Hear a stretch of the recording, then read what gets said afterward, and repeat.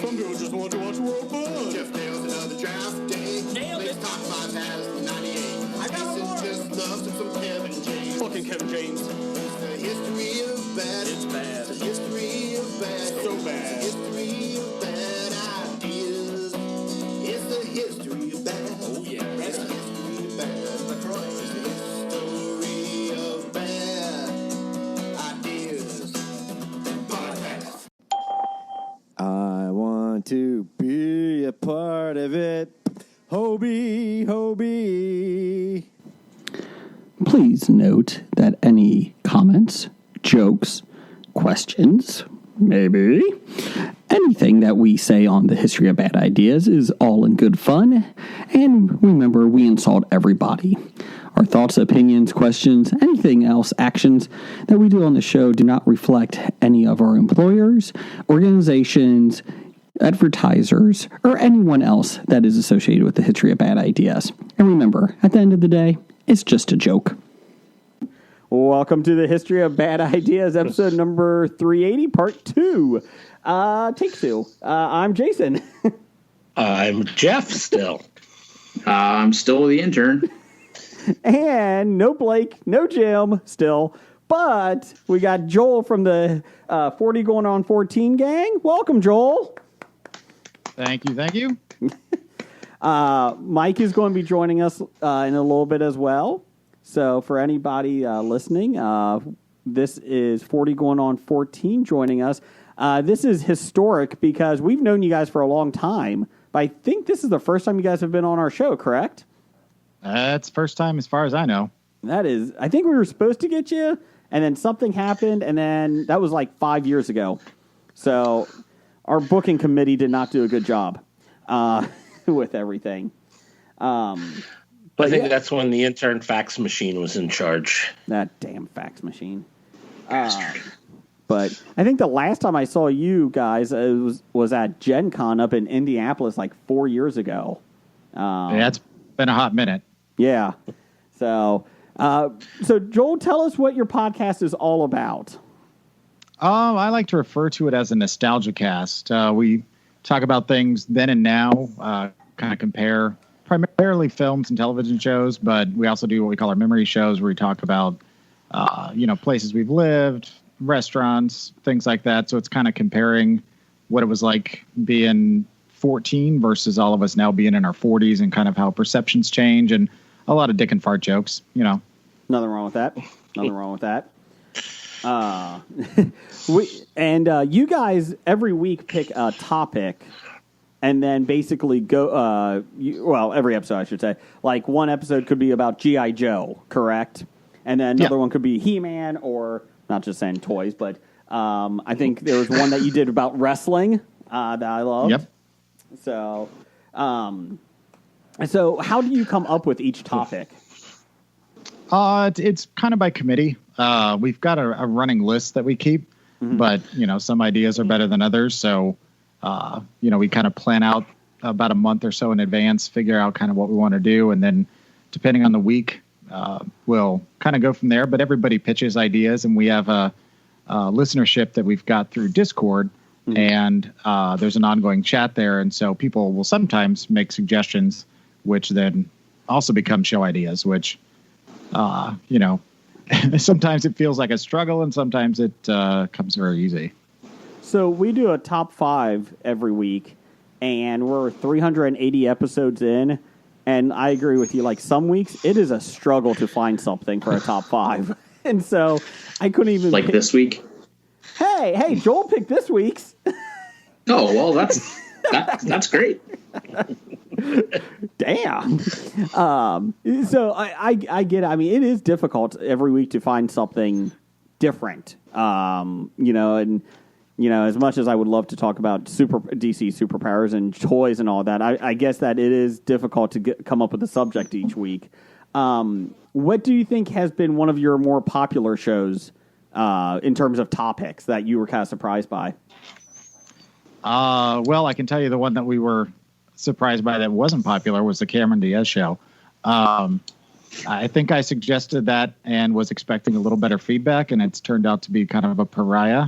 in the feed. I'm not sure why, but I think our memory shows tend to be the most popular because it's more freeform, and you get a lot more of us just being ourselves and kind of riffing versus the ones where it's a little more structured and we get kind of in depth and cerebral.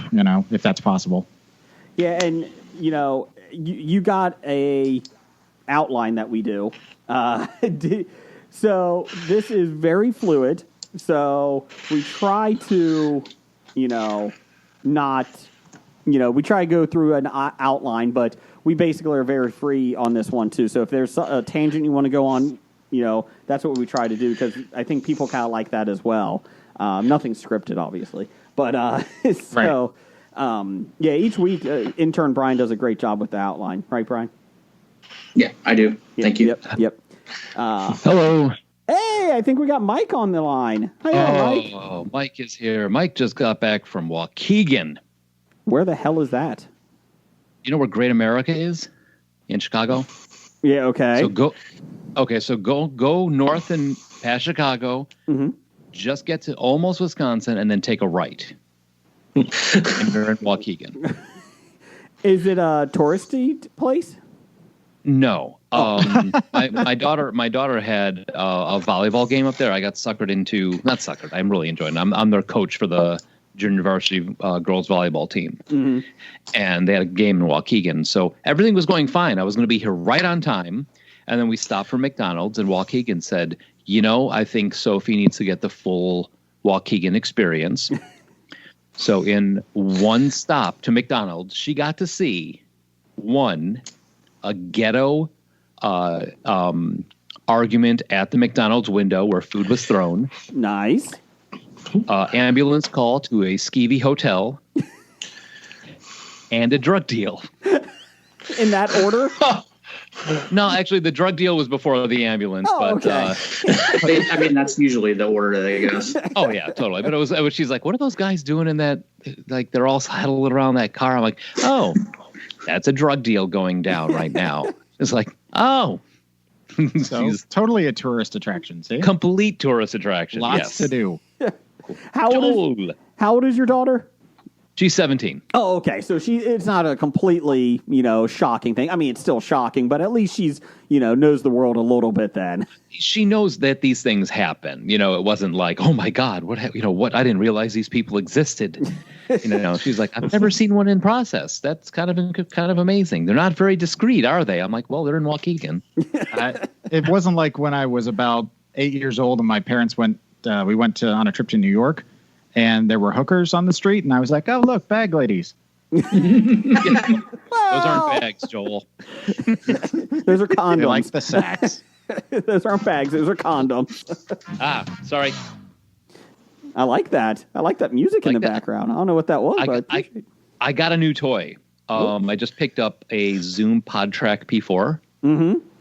And the old Joel remembers when we would do the podcast when we go to Gen Con, I would have to bring my laptop, my soundboard, the mics, all that. Literally with this thing, it's about the size of, I think like a first gen Walkman. About that big.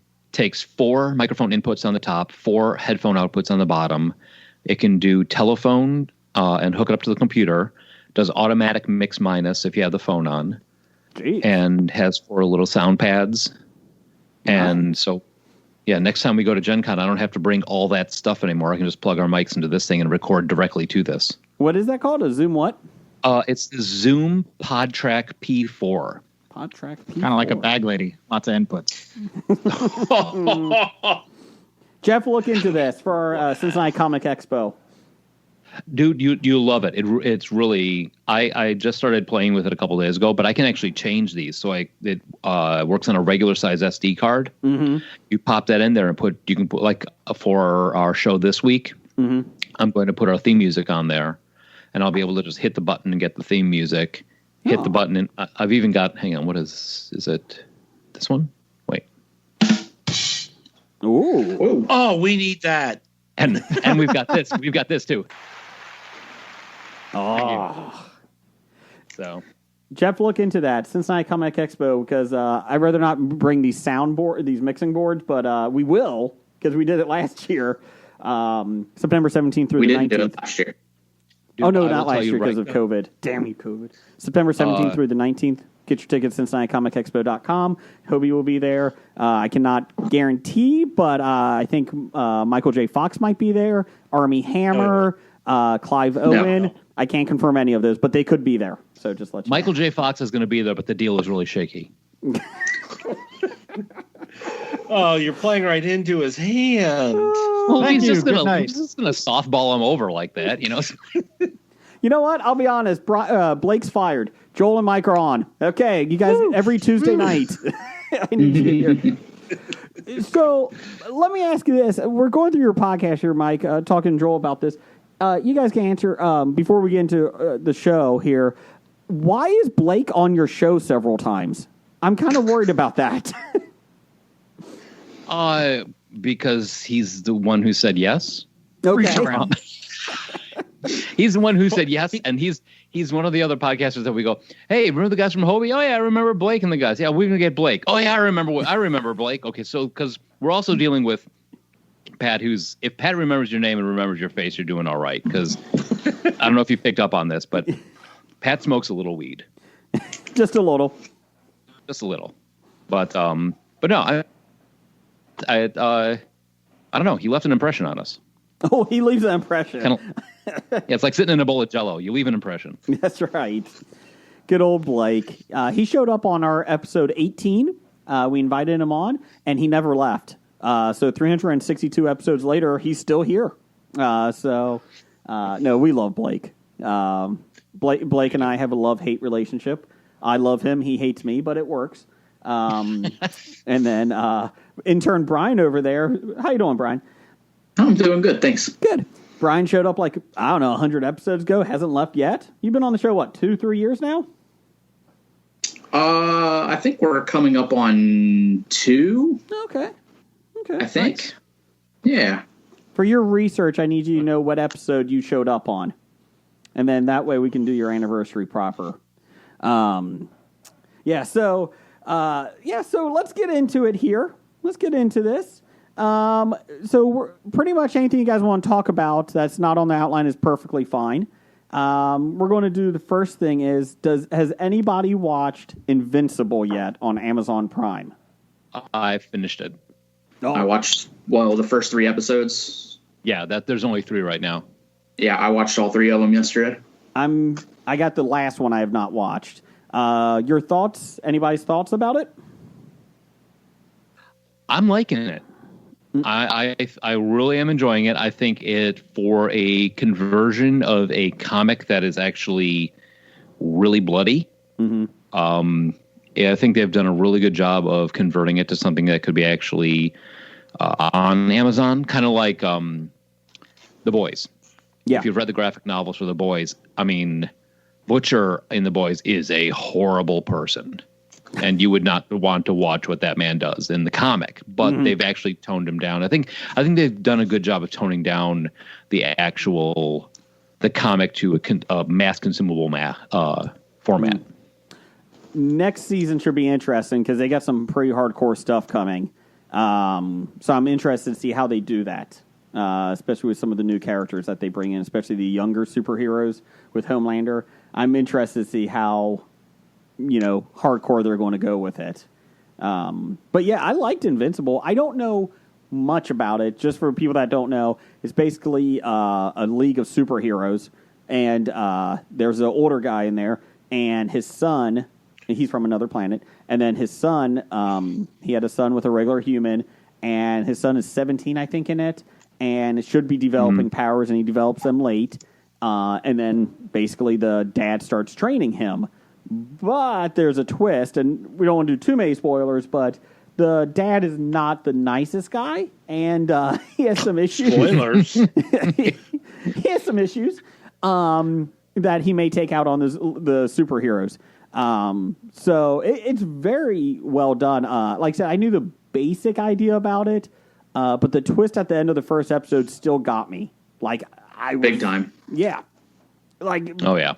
Brian, I mean, like when you see Invincible, the son, he comes down and is like, "Yeah, I'm invincible" or whatever, and then that's it. I thought that was the end of the episode, and then they showed the superheroes, and I'm like, whoa, what the hell? And so, Brian, what was your thought on it? I really enjoyed it. It's basically a graphic animated version of The Walking Dead. If you look at the cast list. Yes, it is. It's chock full of Walking Dead actors, so that's cool.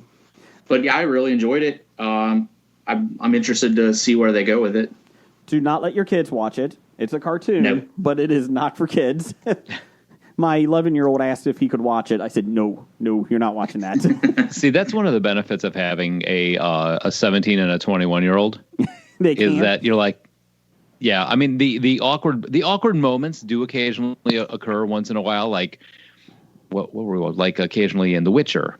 Mm-hmm. There's a couple kind of like side eyes, or when we watched my older daughter, she turned 17 and she was like, "Oh," I'm like, "You're 17." She goes, "Right now I can watch Deadpool." Now you guys are like, "Okay, you can watch Deadpool." I promise you. We were kind of held to that. No R movies until you're 17, and then we watched it with me. On the couch was like myself, my daughter, and my wife all sitting there. And then the Calendar Girl song scene came on, and Women's Day showed up. Yep. And that scene popped, and she goes, her eyes get real wide. She looks at me and she goes, "What just happened?" And I'm like, "It's Women's Day. You got to ask your mother about that." I wouldn't know. I wouldn't know what that's about. Yeah, my son. So I got almost 11-year-old. A 7-year-old daughter and a 4-year-old son. And so we have a wide range, obviously. And definitely the 4-year-old is getting the benefit of having older kids because we're like, whatever, it's fine, at this point, within reason. But my oldest son, we just started letting him watch the new Godzilla films. King of Monsters he saw, and Skull Island. Didn't see the Godzilla because it's not on HBO Max, bastards.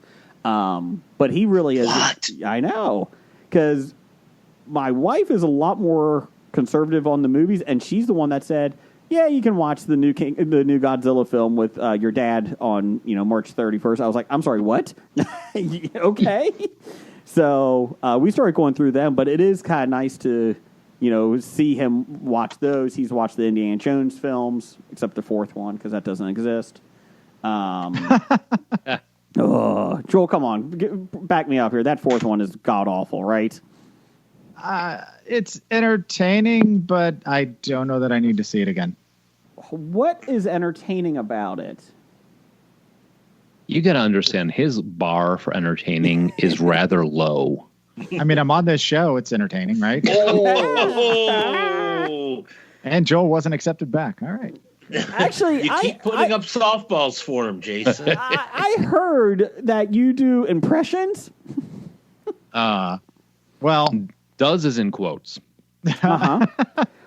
Oh, I wouldn't even say impression off. Is that what we're doing here? Is that what you're getting at, Jason? No, Joel. I'm not impression off with Joel. I'm just saying Joel and I might do a little top 5 later today in just impressions, just using impressions. I think that could work. Because Joel, I'm kind of a master impressionist too, and our work, yours and I think, is vastly undiscovered in the world. I don't think people appreciate it that much. See, the thing is with Joel's impression is that all of his impressions are impressions of Woody Allen doing somebody else's impression. That's pretty much what they've decided. Although we have characters on the show, and I'd say probably 80% of them are mine. So I don't know. Yeah, it's a coin toss. What do you think is your best impression, Joel? L. Yeah, L from Star Crash is Pat's favorite. But, you got to be a Roger Corman fan to really understand. Can you do a Michael Caine? No. Neither can Jason. So Hey. Some people just want to watch the one bud. See? Just like that. Anyways. Sorry, guys. Michael Caine. Actually, all week when Blake told me that you guys were coming on, I was really excited because I was like, "Oh, Joel does impressions. We can do this. This is going to be great." I've been practicing all week, tuning my vocal cords. So, sometimes we'll hey, Jason. know it. Yes, Brian. I just got I got a text from Dr. Dana that told me to tell you to stop doing impressions. What? She heard you upstairs doing Michael Caine and said, tell Jason to stop. That's not fair. Is that Kermit the Frog? It could be Michael Caine or Yoda or Michael Caine. You know, take your pick. Kermit the Frog here. Yeah. Hi-yo. See? I think it's great to be on Hobie. I don't know what that one was. That was closer to Yoda, but Yes, that was what I was going for, Jeff. Thank you. Yoda he is doing. Waka, waka, waka. I'm not sure what that. It's Falsey. You know I think why? that was Teddy Ruxpin. Put a tape cassette in my back there, Brian. Teddy Ruxpin. You know, if Teddy Ruxpin became the creepy Chucky doll, it wouldn't surprise me. That thing was creepy as fuck. Oh, great. You know Nicolas what's cool, Cage in though? it? What's that, Joel? You take Oh, I just said put Nicolas Cage in that movie. I'll watch it. Is he the voice of Teddy Ruxpin, or is he the hero stopping Teddy Ruxpin? Yes. Done. He plays both parts. Sorry, Jeff. What were you saying? I was saying with Teddy Ruxpin is you got to take the fur off and then have him talk. Especially if you put a cassette that's not like a Teddy Ruxpin cassette, but just maybe even a music cassette. Have him sing along. See, I bet you could do that because I did notice that the Teddy Ruxpin cassettes just had there was a notch cut out of the top of them.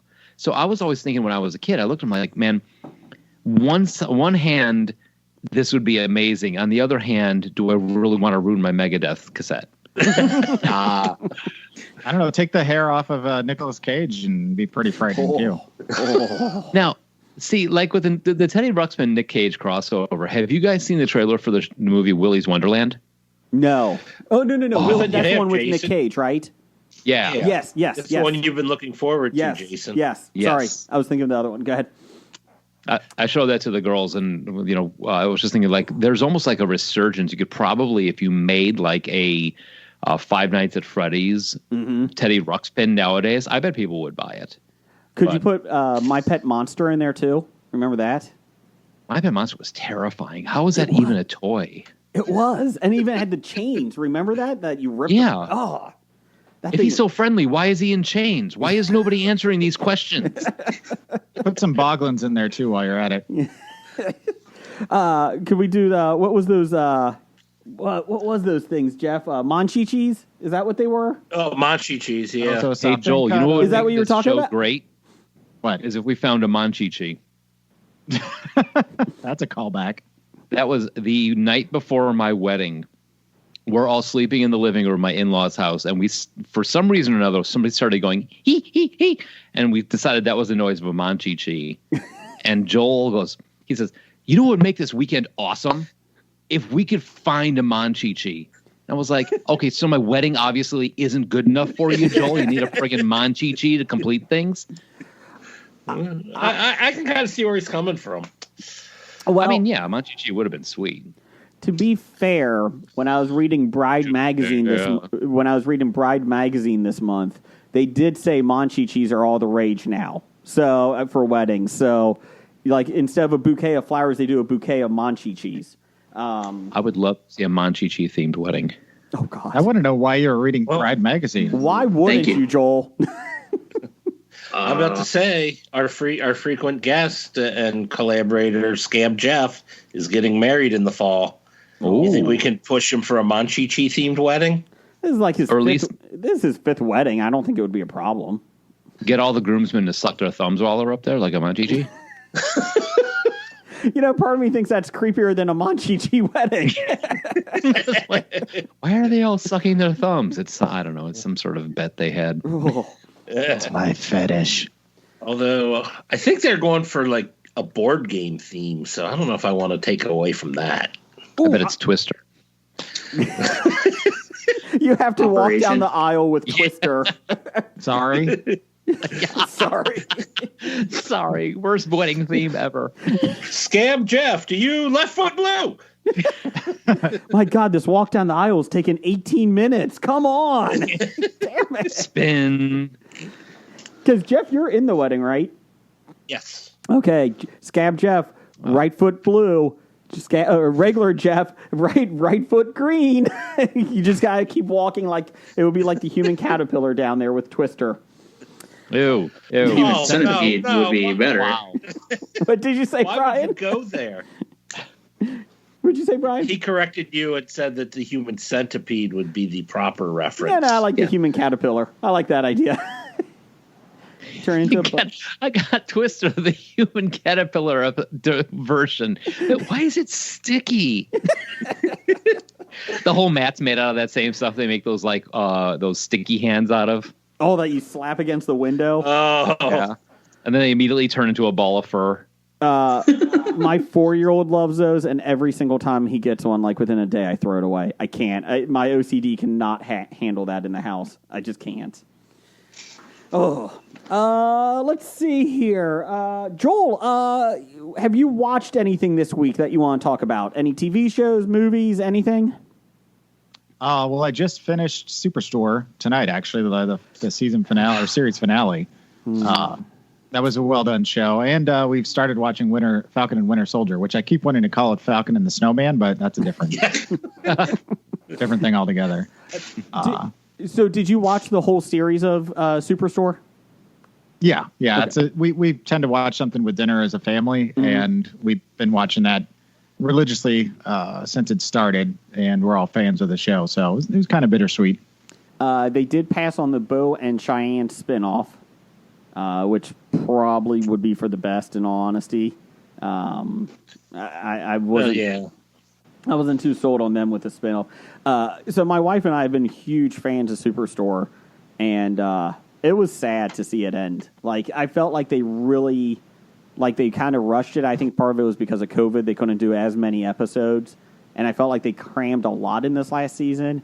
But even if it wasn't the best the last couple years, I still really loved that show. I'm going to miss it a lot. Yeah, I remember there was such a big deal when they were talking about Amy leaving, and then I was like, with them doing the shorter run of the series and ending it, I'm like, she was gone 2 episodes, and then she was back. But I like that they wrapped up all the storylines. Yeah. Yeah, that's true. And I like that they did the 6 feet under type of montage at the end of where everybody's at. I enjoyed that part. That's what my wife said too. Yeah. Did I miss that part? Where everybody's at? Not everybody, but most of them. No, I think I missed that part. So you didn't see... Okay, spoilers. You didn't see Jonah running for city council? Oh, yeah, I did see that. Okay. Amy's got a corporate job. Oh. Yeah. Yeah, okay. No, it wasn't a 6 feet under... thought maybe they were going to... No, when they died. But you said 6 feet under. That's what I was expecting. I mean, everything does here's a glimpse of 2 years in the future for them? Not every show. And I need closure. So I enjoyed that. See, the problem I had when I was watching it, though, we recorded it on our TiVo and whatnot, and then we go back to watch it. And it's a couple days later, and we're getting the weatherman interrupting the show to tell us that there's thunderstorms outside. And so we miss the big reveal that they find a satchel of feet. Yes. All of a sudden it goes, they don't interrupt the commercials. They interrupt the show, go to commercial, come back from commercial, and they're talking about trying what to do with a satchel of feet. We're like, wow, that was a big reveal we missed. Is this on the news or is this on the TV show? It's on the TV show. Like, there's a thunderstorm coming, and we got this bag of feet. So basically, that would have been here in Ohio. We had a thunderstorm, and so we had the same thing, Jeff. I was yelling at the weatherman. I was like, "F you, Frazier, to get off my TV! I'm trying to find a satchel of feet." And it was the same thing. Like, it interrupted, and we came back, and my wife's like, "Well, I guess they found a bag of feet. Thanks for that update." Basically, the local news just interrupted the show, and I'm like, if it interrupts anymore, I'm going to be quite upset. Like when they interrupted the Stanley Cup.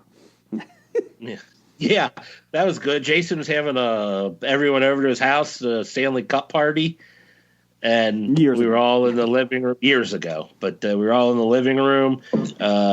turn on NBC and the local affiliate for 2 hours had the weather on because the farther reaches of their viewership, there is a potential tornado. Like close to West Virginia.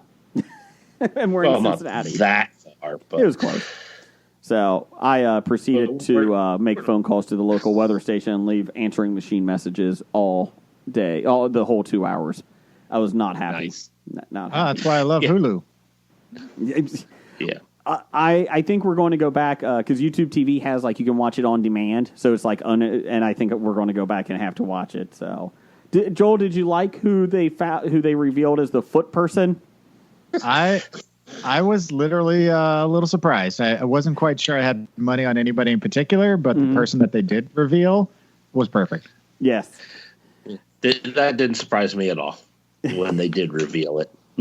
I just he's also the same guy that does threesomes and orgies earlier in the year, the other seasons. What? What is this guy doing?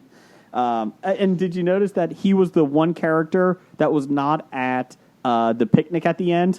He was the I only needed one. closure on that anecdote. Yes. I was reading an interview with the creators, and they said that they didn't put him in there on purpose because they say we revealed this, so we kind of want to leave it up to people if they think he got caught or not. We hope he got caught, but we don't know if he did. And no one ever said he murdered them. He just found he just placed feet. Am I in danger? Well, do you have feet? I just Marcus when he finds the bag of feet around the pop. That is a big bag of feet.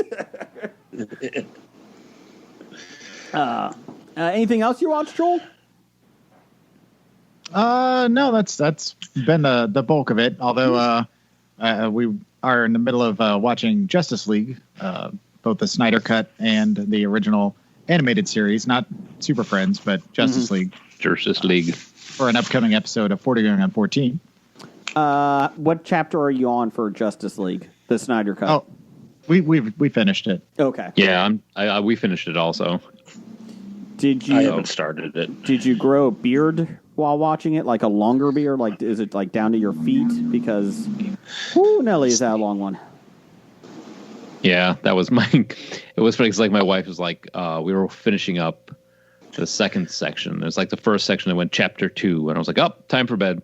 It's 11. She goes, "What do you mean? It says chapter 2." It's yeah, chapter 2 is probably either an hour and a half long. She goes, "No, come on." I was I had to pause it, do that tab down to show her how long it went. I'm this thing is half a workday long. It's half a shift long. That's how long this movie is. So it took us 5 days. Okay. Yeah. I'm at chapter 4 right now. Okay. And I've been trying to do it when I'm on the bike, my exercise bike and that.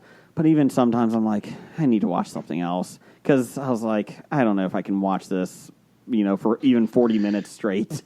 It certainly won't get you motivated to keep riding that bike, would it? No. And I love Cyborg in it. And I got to his chapter. I'm okay, I gotta find something else. This is not uplifting right now.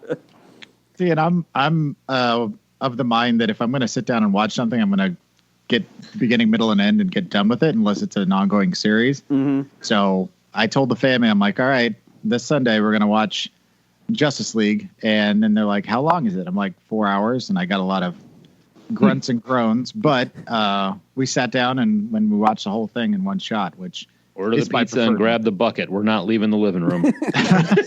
Get your diapers on.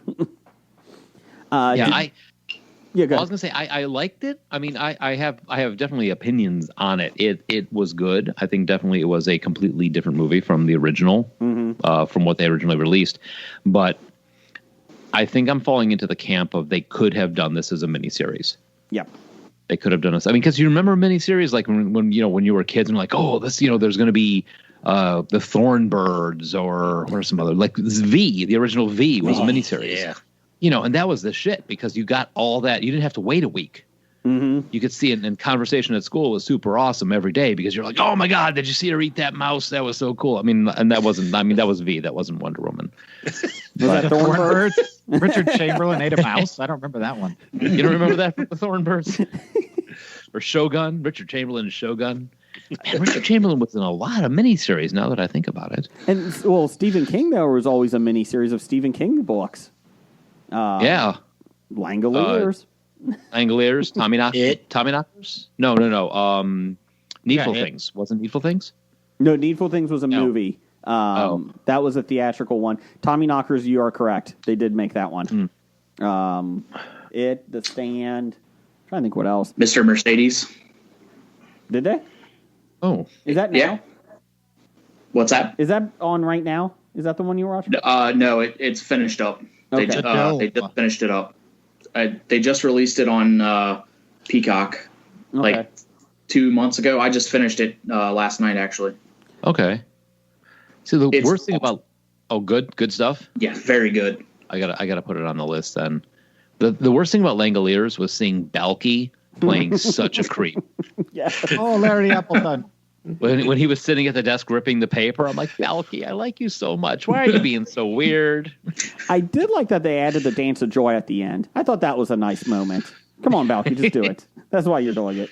You don't remember him dancing with the Langoliers? Yeah. We're so happy we do the Dance of Joy. No. I don't know. After seeing him do a lot of coke in True Romance, it was kind of ruined Perfect Strangers for me. You know what ruined Perfect Strangers for me? Beverly Hills Cop 3. He should have never been in it. It really went downhill after that. The pilot. The pilot. Hey! They jumped the shark when they bought the house. That's what the problem was. Yeah, they did. There's so many times where I'll watch stuff for the show. It's like I'll come into the living room. Hey, we'll start watching something, and the girls are like, even girls, including the wife. Oh, what are we watching tonight? Well, I got a movie I got to watch for the show tonight, and they all like in sync get up and walk to the separate rooms, and then my bandwidth drops. Everyone's streaming something in a different room. You know, way to split the family up. My kids don't appreciate anything that I used to watch like back in the old days. Like I turned on Dinosaurs on Disney Plus. They hated it. I'm trying to think what else. The Muppet Show. My daughter doesn't like. She like hates it with a passion. I'm like, you're going to have to get rid of her. I know. I said you're not my daughter. You're not my daughter. You can't. No. And then what the best part is, I hate Superman so much. My kids actually turn on cartoons of Superman just to annoy me. I'm like, seriously? No, Dad, we're really watching it. No, you're not. His character arc is so great. So your daughter refuses or hates to watch the Muppet Show, but wasn't she the one that watched that new god-awful Muppet Babies? She did watch the Muppet Babies for a little bit. There's a new Muppet Babies? Yeah. There was a new Muppet Babies where they added a completely strange character that came out of nowhere, some little penguin or something, who was like the lead character. I'm like, what does this have to do with the Muppets? Because that's what everybody wants. You know, everybody wants an old show that they loved with a character leading that nobody friggin' knows. Yes. Scrappy Doo. Yeah. Hey. No, actually, the what was it? The show, my podcast with the movies that I've watched actually got me in trouble. I don't say in trouble with the neighbors, but there was like one, I forget what I was watching. I think I was watching Predator or some movie. It was like, and my daughter came down, my younger one came down. She was maybe like, God, she could have been 9 or 10 at the time. God, we've been doing this for a long time. We've been doing it for a while. Yeah, and she went up to her, she came downstairs and she was like, "Oh, what are you watching?" "I'm watching Predator." "I really don't think you need to be watching this. This ain't something for you. You should probably go to your room while I watch this movie." And she was in her room and she's talking to the neighbor kids and they're like, "What are you doing in your room? Are you grounded?" She goes, "No, my dad said I should stay in my room because he's watching a bad movie." And next thing I know, my neighbors, now this is the weirdness of it. Like, okay, we're homeschoolers, but we're not like, when you hear homeschoolers, you think, like the Stepford kids and that sort of thing. Mm-hmm. Okay, Joel's met my kids. They're not. You would not expect them to be homeschoolers. Like one of them has purple hair. I mean, the next door neighbors were capital H homeschoolers. Like the girls were not allowed to wear pants. Oh, the long jean skirts. The long jean skirts. Yep. long skirts. It was like a Mary Ingalls Wilder book next door. Laura Ingalls Wilder. Laura Ingalls Wilder. I don't even know. But anyway, so then like the mom was like, I don't lock my children in their rooms when you're watching your terrible movies. I'm like, what are you talking about? I'm like, I was like, in the same breath, she's saying this to me. They had 15 kids. On purpose? Buy a television. I know, right? Buy a stamp collection. Find another hobby. But they had the youngest boy who was, for lack of a better term, the bitch. He was the youngest of 15, and he wasn't the youngest. He was the youngest boy of 15. And I remember there was like one day where I was leaving for work, and I won't use the kid's name. I'll call him Chucky, because Chucky. And I was like, I'm leaving for work, and I pull out of the driveway, and I start to pull out, and I stop, and I'm like, hey, Chucky, you okay? And Chucky is tied to the tree in the front yard from neck to ankles with rope. I mean, like old school tied to the train tracks type rope, just like 100% rope to the door. And I'm like, you okay? Yeah, I'm all right. Like, did your brothers tie you to the tree? Yeah. You gonna be okay? Yeah, they'll come back.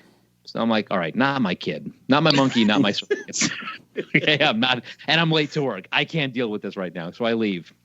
I get home that night, and my wife's like, did you know that he was tied to the tree all day? He's got this terrible sunburn now.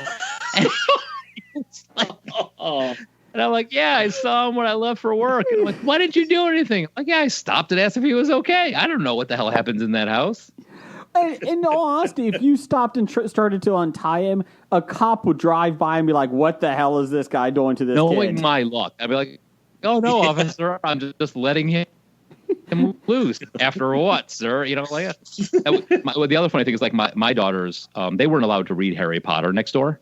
Mm-hmm. So we're at dinner, and there's a knock at the back door. So my older daughter, she's maybe 12 at the time, gets up, runs to the back door. The door opens just a crack. A brown paper bag gets handed to her. She closes the door, runs up to her room, comes back down, and keeps eating. And we're like, and my wife and I are like, you got to think we're either dead or nuts if we're just going to let that pass. What the hell was that about? Go get whatever was in that bag. And he goes, because our minds are reeling. I mean, like the homeschool kids next door gave him a bag, and we came back. She comes back downstairs, and it's like the third book in the Harry Potter series. I'm like, what is going on? She goes, well, their mom won't let them read them, so they borrow them from me, go behind the storage shed and read them during the day, and then bring them back to her at night so that they don't get busted for them. And I'm like, well played. Damn the man. And my wife's like, Michael, but you shouldn't be giving it to them if their parents say they shouldn't read them. I was like, on the other side, I'm like, it's pretty cool. I'm cool with it. You know, it's either meth or Harry Potter. Take your pick, kids. I know either one is a road to ruin. You know, nothing good ever comes from a sentence behind the storage shed. I mean, nothing good comes from that. It was so weird because it was like they had cell phones, but they hid them in their mattresses, like in the box springs. And when they went, the parents went out to go have their 15th kid, and they would just leave. I know it's ridiculous. Like the oldest child had a child, and the youngest child was the uncle to a child that was 4 years older than it. Oh my God! Just do the math on that. But they leave to go have the 15th kid. Leave the kids home, and because there's enough of them, they can take care of themselves. Apparently, there's a knock at the door. I open the door, and there's a girl wearing skinny jeans, Uggs, a midi shirt, these big sunglasses, and makeup, and the hair all done up. I'm like, "Can I help you?" And she looks and goes, "Mr. Teskey, it's," and she takes off her sunglasses. Like, "Oh my God, what happened?" It was like one of the daughters from next door, and she's like, "Oh." Both parents are at the hospital mom's having the baby. So we just got all the stuff out and we're just all having fun. Are your girls home? And I'm like, I'm thinking to myself, man, when you hit 18, it's like the Amish when they hit 16 or whatever, Ramashad or what's that called? Rumspringa. Yeah, that's awesome. If you ever come to Chicago, hang out at Union Station because the Amish always come there first for Rumspringa because they take the train in. Mm-hmm. And you get to see one lunchtime I sat in the diner there and I watched a couple Amish dudes get loaded on margaritas at the bar. which was. I'm sorry.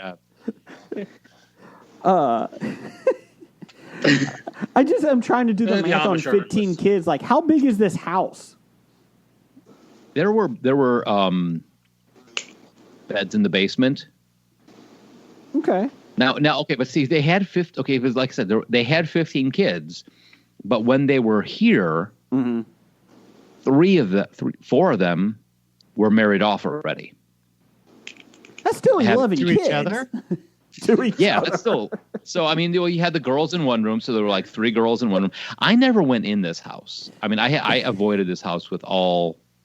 I avoided this house probably for the best.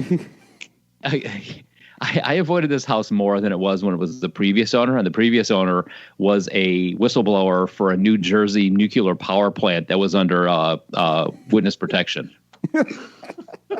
I will take pictures of that. He had like full-size bank cameras. Joel has seen them. Then my neighbor's bank cameras around their house. Yep. They're like 1.5 feet long, completely like bulletproof, and. So it was probably good that you didn't go in the house because based on the history, you're either going to get someone pregnant or you'll get pregnant if you go into that house, is what I'm guessing. I mean, I figure at one point or another, this okay. There's a big asterisk before I say this, so if you want to take this out, I'm going to give you a pause. At one point or another, her uterus is just going to be like, "Fuck this, I'm out of here." It puts the lotion on the skin, or else it gets pregnant again. Oh my God! Were the kids named after Bible characters? Lucifer, Lucifer, a star, Damien, Cain. Brian's right. They usually have biblical names. People, homeschoolers with that many kids, they're all usually biblical sounding names. Was one of the kids named Melanchi? Because that would not be good either. No, Malachi. No, there was no Malachi. That's right. Not Melanchi. No, honestly, there was a Walter. I mean, I don't think there's I've got to. Okay, I know. Okay, I'm going to say this. I know there's no Walter in the Bible. I have a degree in theology, so come on. He's not joking. I'm not joking. That there's no Walter. I get it. So anyway, let's get to Twitter poll of the week here. We may get a 10th, a 5th of this outline. Brian has a beautiful outline, but we don't care. It's beautiful. Yeah, I did work hard on it, but I figured this week would probably most of it would get discarded. So it's kind of like a wild card we don't week. get to this week, we can get to next week. Twitter poll of the week: who had the best draft day of Riverdale? So last week, gentlemen, we do a segment here every once in a while called Draft Day, where it's like a fantasy football draft, and you recast a book, a TV show, a movie with anybody you want, fictional or real, doesn't matter. And last week, somebody asked us to redraft Riverdale because it's Jeff's favorite TV show. No, that's a lie. Why? I mean, Jeff, sure. No, it's Jason. It's Jason's favorite show. Jason's favorite TV show? You know why? It's because the lead, that man has abs of steel. Those abs. And I can say that. He plays a 17-year-old, but he's 45. So I think it's fine. That creates more questions than it answers. Yeah. So anyway, so we redrafted Riverdale. And let's see here. We had Jeff, Jim, Jason, Intern Hackney, and Blake. Blake got 0% of the vote. He got nothing. Well, when you were only allowed to put 4 answers, I 4 put choices. An asterisk saying if you want to vote for Blake, vote for him in the comments section of our Twitter at Bad Ideas Podcast. And no one commented for Blake. In 4th place, Intern Hackney with 17% of the vote. 17. In 3rd place, Jeff with 22%. This is fixed. And I didn't even vote. I didn't even rally for myself on this one. And winning 33% to 28%. Suck on this, guys. I finally win a draft day after 7 years. I win 33 to 28 over Jim. I think it's fixed. So I don't think that's true. Let's just say I know how to draft Riverdale. Steve Buscemi, be ready. Carmen Electra, get ready for your casting calls. Please tell me Steve Buscemi was Archie. He was Jughead. I put him as Jughead. Who was your Archie, though? Who was my Archie? That was a good question. Channing Tatum. Channing Tatum, that's right. Yeah. I had because he has abs. I had Carmen Electra as Veronica. Not the young Carmen Electra, the regular Carmen Electra now. And then Chloe Moretz, whatever her name is. Chloe Grace Moretz. Yeah, whatever. She was Betty. So, obviously, my team was the best. Kind of an age differential there, don't you think? I feel like it was pretty accurate compared to Riverdale now. Okay, you're not wrong. Well, you know what I'd love to see them do? I want to see them do if to use the 80s word again, miniseries of Riverdale of Archie versus the zombies or Archie versus Predator. So there has been talk for years, well, the last couple of years, that they are going to do the Archie zombie storyline. But they just have not. With Archie. Yeah, Afterlife with Archie. They just have not pulled the trigger on it. So we'll see. Hey, Joel, do you have an Archie impression in you? No, I can't say that. I don't have enough abs for that. So I'm out. He only has 2 abs. They're in a jar. See, I think because my list had so many abs, people thought it was Jason's list, and that's why they voted for Jason, not me. You did have a lot of people with abs on yours. I had a lot of abs. I had Michael B. Jordan and Jared Padalecki. I'll be honest, I'm a straight man, but man, Michael B. Jordan, woo-wee. God, he is one sexy man. I don't know, Jared Padalecki, man. I'm not saying I'm swapping teams for him, but the conversation's up, isn't it? He's a handsome man. He is. So what you're saying is Brian should have gotten more votes. Yes. Okay, he's up to 21%. Still lose. Anyways, sorry. I still don't know how you beat me on that. I mean, I had Betty White. I mean, come on. Betty White is Betty, or Betty White is Archie? Course. Betty White is Betty. You know that, and Natasha Fatale as Veronica. See, you went animated. That was the problem. Nobody believed that. Yeah. Just to let you know, we'll jump to the listener feedback. Besotted Geek had Jim winning draft day, even though he hasn't heard half of his picks. And Professor Number One at Doctor Number One said Jeff clearly won draft day from last week. I give him a 9.4. Clearly. So I would say it's a 3-way tie. I'm still taking that as a victory. I'll still take it. We've seriously have done this draft day for like 5 years, and I've never won in all my life. Well, congratulations. Yeah. Yay? I hope your streak continues. It won't. It won't. If you win 2, that's called a streak. Let's see here. Brian, do you want to do the other 3 listener feedbacks here? I can do those. Okay. What we got? Let's see here. So we usually start off our listener feedback with this one guy. Number 1 fan? Doug. Can't give yourself a nickname? Apans, I believe. Yep. Apans. 7. Dad. Yep. Doug here says, this needs to be discussed. The Rainbow Connection, as sung by Kermit the Frog in the Muppet movie, is now included in the Library of Congress National Recording Registry, class of 2020. So I'm asking, what needs to be discussed is why did it take so long? That's my first question also. Mm-hmm. Agreed. Why wasn't this done in 1977 right after that movie came out? I would have even given them 2 years to get it in without a problem, but yeah. Is there maybe a 10-year or 30-year waiting list? Do you think maybe that's it? Well, maybe that's it, but still. Yeah, they have to wait. They have to wait a 20 to 30-year window to make sure enough people have an opportunity to be offended by something. So the highlights, I guess you could call it highlights, of the class of 2020 for the National Recording Registry. Naz Ilmatic. Naz Ilmatic. So Naz got in at the same time as Rainbow Connection. Well, hold on. That's not too bad, because Louis Armstrong's When the Saints Go Marching In got in. That only took 100 years. Jackson Brown's Late for the Sky. Flaco Jimenez. Jimenez. Yep, Jimenez. Thank you. Partners. Mike, he's just like you. Franklin Roosevelt's 1941 Christmas Eve radio address with Winston Churchill. That's a bop, man. Let me tell you, you can make sweet love Did you to just that. say that's a bop? I did. I got teenagers. That's one more kick in the nut that you're getting the next time I see you. Joel is woke. Let's see.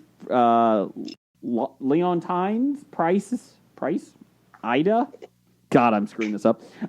Yes, we're enjoying it. And Kermit the Frog's The Rainbow Connection. The first time a podcast, a 2008 episode from This American Life. Oh, screw you, American Life. You always get the credit. God. About if you're going to pick a podcast and it's not going to be us, then at least, I don't know, pick Kevin Smith talking about making the Tusk movie. Oh. No, the podcast when he came up with the idea was a great podcast. Yeah. That movie. I don't think Justin Long ever recovered from that. So I'll just say it right now. Screw you, American Life. This American Life. Screw you. It was about the mortgage crisis. Nobody wants to hear that. Come on. So let's relive that crap. We are going to in about 6 months. Anyways. Joel, would you like to give us a little taste of the Rainbow Connection over there? You do really well. The Rainbow Connection, lovers, dreamers, and me. I feel like Jim had... All of them under the spell. It's hard to believe that it's magic. Have you been half asleep? And have you heard voices? Listen, I've heard them too. Sorry, we listened. My daughter and I actually listened to that on the way home from the volleyball game. Oh, nice. My children are raised correctly. They like the Muppets. I've tried to teach my kids correctly.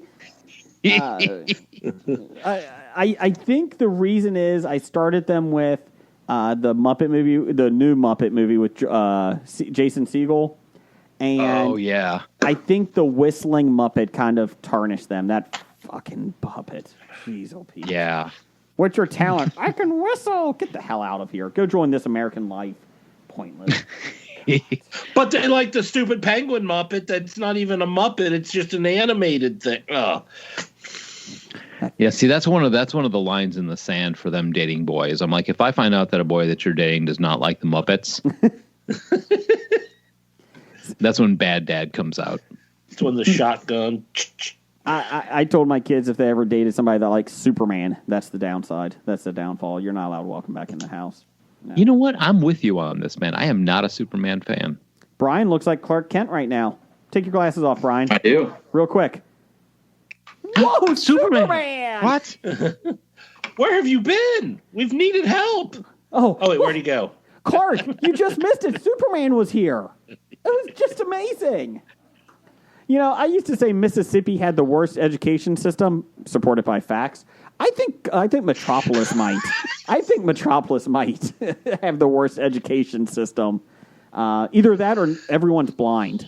Everyone could be blind. You know what, though? I will say this. If you go back to the Christopher Reeve Superman, and there is a scene where Clark Kent is in Lois's apartment, and he's like ready to tell Lois that he's Superman, and he takes off his glasses, and this just accounts for how great of an actor Christopher Reeve was. You watch that scene, and he completely changes appearance in this. Like he takes off, Lois, there's something I want to tell you. And he takes off his glasses, and his shoulders become broader. His head goes back, and it's really kind of unusual because you think, just taking glasses on and off wouldn't be a thing. But I think I love the original Superman movie. In fact, Josh, we had this conversation in the last show that Josh and I believe that may be the best Superman movie ever made. The first one with Christopher Reeves. I don't doubt that one. I won't argue with you on that. I won't argue with you on that. I mean, I'm not a fan of Superman, the character, but Christopher Reeve as Superman. If you say, I said this, if you say Superman, I think of Christopher Reeves. He's the first person that pops in my head. But look up that scene on YouTube and just see how the change in demeanor, how the change in stance, and the change in intonation of the voice from Clark Kent to Superman, and how that can actually, in that one scene where I'm like, it's plausible. I could buy it that guy was Superman and we would never know. And then watch She's All That. Very same principle. You know, I'm making a goddamn point, Joel, and you're like a friggin' needle to a balloon. But she has glasses and a ponytail and paint on her overalls. She can't be attractive. No. You know what? And my issue isn't even with the actors of Superman. I think, in the movies, I should say, Christopher Reeve, I think, was fine. I think, I'll be honest, I think Brandon Routh was actually fine. I really like him. Henry Cavill is not bad either.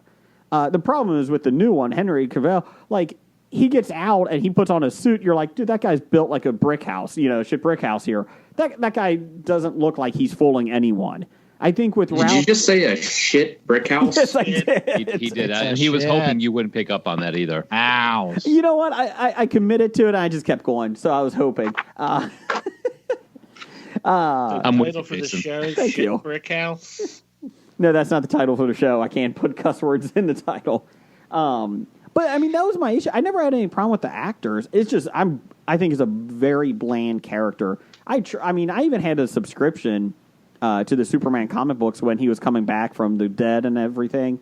And like even reading those, I'm like, okay, this is about the most interesting Superman's ever going to be, and he's still not interesting to me. And I think that was the biggest issue with him. I was just like, eh. And I don't even need him to be dark. I don't need every character to be dark. I mean, but Flash isn't a dark character, but he's enjoyable. Of course, everyone. Well, and you're with the Flash, you're kind of tapping into the Spider-Man mechanic. The villain. The Flash is a young kid. He's young. He's got foibles. He's not perfect. He doesn't do everything right.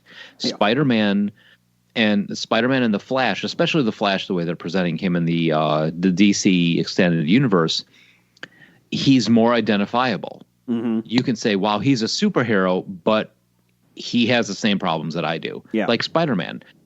He's a Superman, but he can't let anybody know it, and he still gets picked on in high school too. Yeah. That's why Spider-Man and the Flash are such great characters, as compared to like Superman. Yeah, it's like, yeah, you're Superman, but I mean, what plot can you throw at God that he can't figure out? Well, it's I saw Smallville. He got picked on a whole hell of a lot. Yeah, a little different. That's just Where's our because ambush bug movie? well, I'm with you, Joel. I think they tied him to a tree like one of your neighbors in that show. He was a scarecrow, wasn't he? They made him a scarecrow. Yeah. Yeah. In like the pilot or something. And I think it goes back to kind of like in boxing or UFC, heck, even wrestling. You're only as good as your competition, as your villains. And I don't think I think Flash and Spider-Man, Batman, those have some really good rogues gallery, characters. Superman, like you said, okay, you got Brainiac, yay, and Lex Luthor, and that's about it. I mean, I'm sorry. Yeah, Mr. Mixelflick. Sorry. Mixelflick. Bizarro Superman? No. Doomsday? Come on, I mean, and Lex but- Luthor. Let's just put it this way: Lex Luthor is just Bruce Wayne in the other direction. I think it could be Bruce Wayne on any day, actually. Depends on him. It depends if Ben Affleck's mad. I'm pissed at the world today. Damn you, alias. So that would be an interesting twist. Find out that Lex Luthor and Bruce Wayne are actually the same person. I'm sure it's been done in one of the DC comic books. I'm sure. I swear to God, if that shows up on a comic book shelf at one point or another, I'm driving to where you live and kicking you in the nuts too. He's in Cincinnati. I'll tell you the address offline. Oh, you live in Cincinnati? Forget it. That's enough, man. That's punishment enough. Oh, man.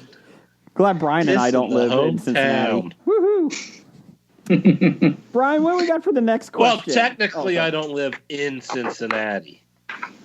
I'm a mile outside the city limits. That's like Me too. That's like saying I've got herpes, but I don't have a lot of outbreaks. You know, turkeys can't fly. God is my witness.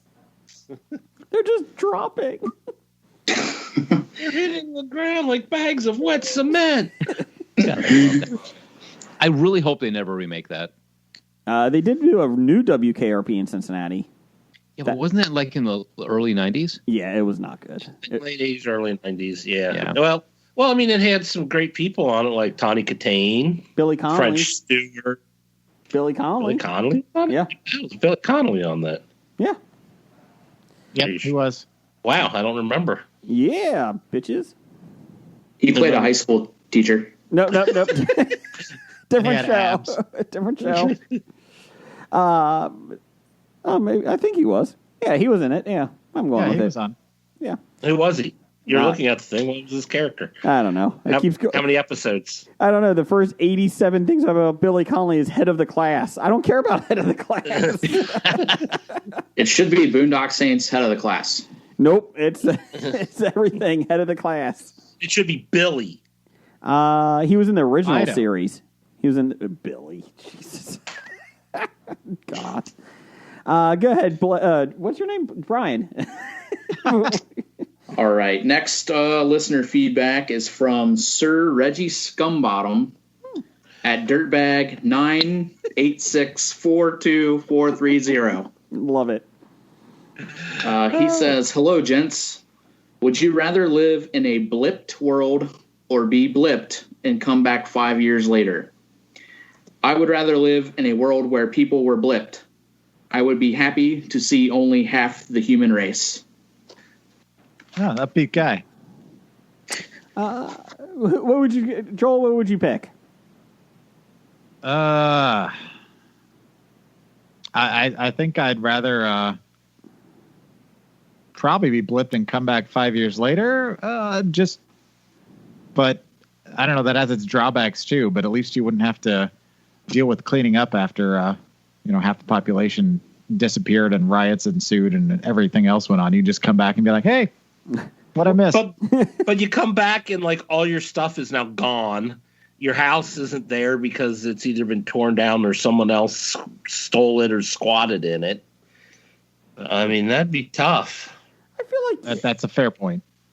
I feel like there would be a lot of throuples. Is that what they're called? Like thruples. Yeah, thruples. Yeah, with marriages, 3 people being married. Because if you blipped away, I figure your significant other probably has moved on in 5 years.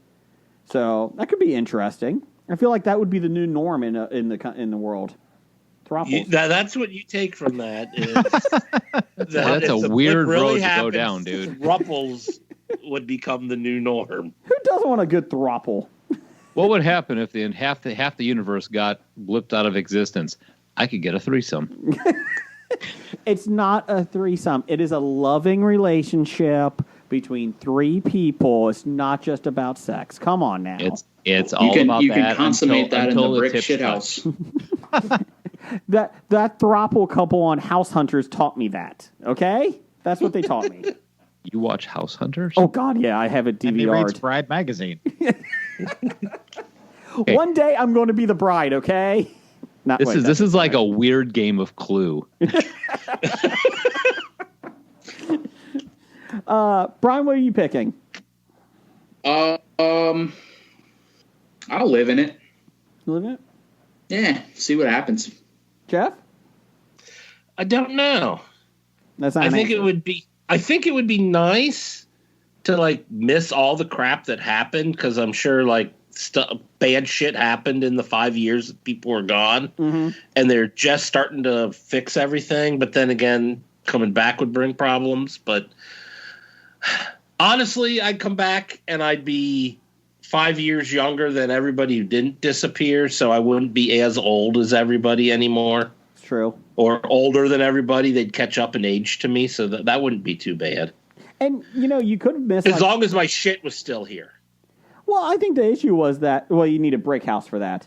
So, if I feel like if you went away, it could be good though, Jeff. You could miss like the pandemic years. I mean, you never know. Yeah, if it happened last year, then And yeah, that's Or the you thing. could They have- never you brought. could have They missed, never did bring up COVID on the MCU. You could have you could have missed the podcast on the mortgage crisis. Fucking This American Life. God dang them. Screw them. I hate them more than I hate cereal. Oh, this is cereal. This is monkey. What's the email monkey or what is that thing that they always do? Oh my God. That they always have an advertisement on cereal. I want to punch the freaking. I don't know. I didn't listen to Serial, so I don't know who advertised. I didn't know there was monkeys. No, it was an advertiser. Monkeys advertised. Monkeys did. Oh, Survey Monkey. Yeah, that's what it is. Fucking Yeah, man. Survey. I bought a coffee pot because of Survey Monkey. Oh. Yeah. Now, is that a good thing or a bad thing? It's a good thing, man. It was like, okay, I'm not endorsing Survey Monkey in any way. I'm just saying that right now. But I got the app on my phone, and you can do surveys, and they'll give you like, hey, here's 50 cents. Hey, here's $1. Hey, here's a quarter, or whatever. And then sometimes it'll be like sharper image of like, hey, look at this Chinese-made piece of crap plastic thing that lets you stack plates in the microwave. How much would you pay for this? Nothing. Do you have any advice for us on making this item? Don't make it. You know, thank you very much for your opinion. Here's 35 cents. I'm not it's my way of being, since everybody's working from home, it's my way of getting paid to take a dump. Yeah. I just surveys. Yeah. Now, was the coffee pot made of monkeys? It was a monkey coffee pot. How did you know? That would be pretty cool. Monkeys all the way. I feel like I would be okay, like, living in a world with half the people. I feel like I'm okay with that. You know? Do I get to choose the people? No. Thanos does. Thanos It's does. random. Yeah. Even for Thanos, it was random. We had to go into the... my wife and I got new cell phones this weekend, and let me tell you, I would have been okay with half the people in the world after sitting in a cell phone place for an hour and a half. Jeez, old Pete, that might be the worst thing ever. My God. Did you make an appointment? We did. Like T-Mobile? We did. No, we actually left T-Mobile. Bastards. So you made an appointment and it was still that terrible? No, I will say it was the best cell phone appointment or cell phone meeting we've ever had, and it still is the worst. So, I mean, it was. Where is the bar on the best cell phone meeting you've ever had? All of mine are great because I do them over the internet. Well, we went in and did it, and it wasn't a long wait at all. But like, just getting the whole thing is just a pain in the end. And we even knew what we wanted. Our phones were like 4 years old, and they were dying. So we went and got them, and we had no contract, so that made it easier. But oh my God, of course, you know. Let me just say this: why I would be okay with half the world population. We're sitting there, and the customer next to us was talking to an African American salesman. And she was older, and she looked at him and goes, well, what's your name? And the salesman's like, Philip. And she's like, oh, I thought it would be a more exotic name. I don't know how. Thank you. Good night. Yeah. My wife looked at me, and she's like, oh, my God. And actually, it was my wife that heard it. Because we got in the car, she's like, did you hear what the fuck she said? And I was like, no. And she told me, I'm like, are you fucking kidding me? And she's like, what the hell is wrong with people? Like, it's not like, what the hell? So, yeah. This is why I'm okay with half the world. So. No, yeah, if I get to choose which half, then I would take that any day of the week. Yeah, this lady would be out. This lady would be Ash. But I'm like, what the fuck what goes through your mind thinking that's a good conversation to talk to the salesman about? Like, she probably thought she was being nice. On one side, I'm like, what the hell? Yeah. On the other side, this is going to sound terrible. I'm almost kind of jealous to be at the point in your life where you're like, screw you, I'm old. I can say whatever I want. And I've warned my wife. I'm like, be careful. Because like when I hit 60, 70 years old, I don't exactly dress high class now. So like later on, I'm going to be wearing like a towel and an oatmeal can. But I'm like, I can't wait for the point where I'm like, what are you going to do? I could die tomorrow. What do you know? But I don't even know how, like, that would be the last thing that I would think of. Like, what's your name? Philip. Really? That would be more exotic. Nope, never really thought that would come across. But you never know. Like, Timothy could be exotic to her, too. That's true. Maybe that's it. It's a very polite way to be racist, though.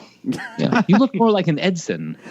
Well, my wife goes, she was an older lady, maybe like 60, probably about 60 years old. And my wife's like, I really wish the salesman would go, oh, what's your name? Oh, Tiffany. Really? I thought it would be an old name like Ethel. Like, that's what we wanted the person to come back at. Yeah. Jason? Yeah. She was an old woman, like 60, is making me feel like I'm like, 60's not so old anymore. What the hell? I'm looking at 60 like it's around the corner. Yeah, it's like people who are 60 should know better.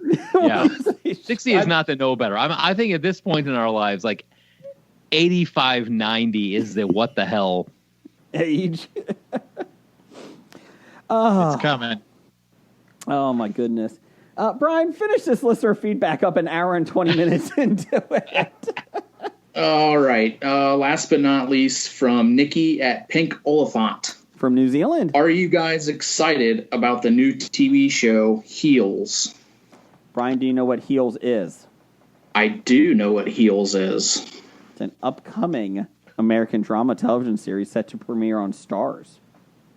Yes. That right there is why I'm not excited about it. Because it's on Starz? It's on Starz. I'm not paying. Oh my God, I'm 100% in on this. Two brothers and rivals, one a villain or a heel in the wrestling ring, the other a hero or face. Play out in scripted matches as they war over their late father's wrestling promotion, vying for national attention in small town Georgia. We're 48th in the education system. Let's see. Someone's going to make Illinois look good. Don't worry, Mississippi, Arkansas, Louisiana, and Georgia do that. You're fine. Oh, you know what? I'm going to tell you right now, Mississippi actually has a better credit rating than Illinois right now. Ouch. Starring Stephen Amell, Alexander Ludwig as Ace Spade and Jack Spade, and Chris Bauer from 48. Joel Murray's in it. 24. Don't forget Joel Murray. Is he? Joel Murray's in it? Oh, Yep. well. Joel Murray. Huh. He's the good Murray brother. It's directed by Peter Segal. I don't know if that's good or bad because you might get the good Peter Segal or Hancock Segal. I'm a little worried. I don't know why he's the good Murray brother. God. I like Have Joel you Murray. Have you seen Dharma and Greg? Have you seen God Bless America? That movie is amazing. Bobcat Goldthwait. God Bless America was pretty amazing. Shit, what the hell was the name of that John Cusack movie? John Cusack and One Demi Crazy Moore. Summer. One Crazy Summer. Identity? Yes. Yep. Oh my God. Is he actually a Murray brother? Yeah. Oh my Brian, Bill, and Joel. And there's a John who was in the movie Moving Violations, if you've seen that one. Yes, I've seen that. Remember where he had the license, his driver's license had Indiana Jones on it? Why do I remember that? My life is so sad. It was a great movie. You can't find it anywhere, but in the, I suppose that was late 80s, early 90s.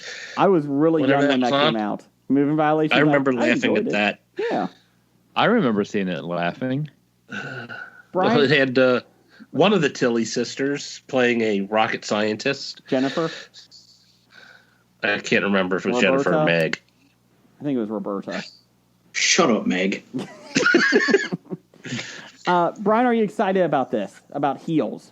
Not Moving I Violations. am excited and looking forward to it coming out. Okay.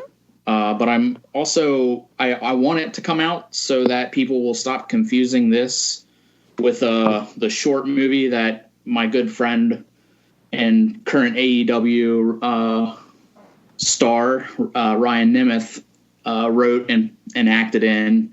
He gets so many people get confused. His is called Heel the Movie, and people nonstop tweet and text him about thinking that this TV show is his. So I want to see both of them. I want them to both come out, but I want, for his sake, I want it to be over for him, so that he can actually get out and promote his movie, and not have to be. He might have to change the title of his movie. Did Ryan Nemeth? Yeah. Okay. I'm looking at it. It looks like a real family feel-good movie. It is not. Not at all. No. You might, when you talk to Ryan. Is Nick in the movie too? He is. Yes. As bartender. So it's a short story. It's a short film. It's only maybe 20, 30 minutes long, but him and Nick are both in it. Yeah. You know what would help them is if Ryan actually came on the show to help promote it. I'm just saying. Ryan thinks podcasts are stupid. Okay, so Nick should. But he was on. Nick should come on the show. Nick Nemeth. You should ask him to come on the show. I'm not saying I will do that only. I'll do that only if you learn how to pronounce his name correctly. Nick Nemeth. There we go. Thank you. I'm not saying that I'm going to switch teams for Nick Nemeth, but damn, that guy's got abs. Yeah, he does. And he can jump. His name is pronounced Dolph Ziggler. Correct. The guy that should be a multi-time world champion. Assholes. Dolph Ziggler. But So, see, now this is going to be awesome because for some weird reason or another, my older daughter has gotten into wrestling. Mm-hmm. And like I'm coming home from work. Well, coming home from work, I walk upstairs from work. Yep. And she's in the living room watching WWE, WWF, like retrospectives on the Undertaker's, whole career type of thing. And I'm like, no, that's Sophie. I mean, I'm sorry, Joel. That's Katie. Like, she's like totally into wrestling now. And I don't I'm not saying that I'm against it, but I'm just kind of like, huh. So I'm only one step away from Dolph Ziggler now. You know what you say to that? Abs. Joel and Mike, next time Blake is on your show, I think you should have him on the show just to talk wrestling, because he's a huge wrestling fan. Huge. No, him and Pat would go on for hours. And actually, Blake hates it. He despises it. He mocks me every time. Let's see here. That was that was listener feedback. Jeff, give me a quick News of the Geek update or song, whatever it is. It's time for another installment of News of the Geek. There you go. Good job. Best color man in the business. Let's see here. This is casting it. Hey. Got him. I need one of those. It's so awesome. Well, Jeff, while you're not, since you're not busy making new shirts, why don't you look into get a Zoom PodTrack P4? Maybe if we keep saying their name, they'll just give us one. Oh, good point. Zoom PodTrack P4, Zoom PodTrack P4, Zoom PodTrack P4.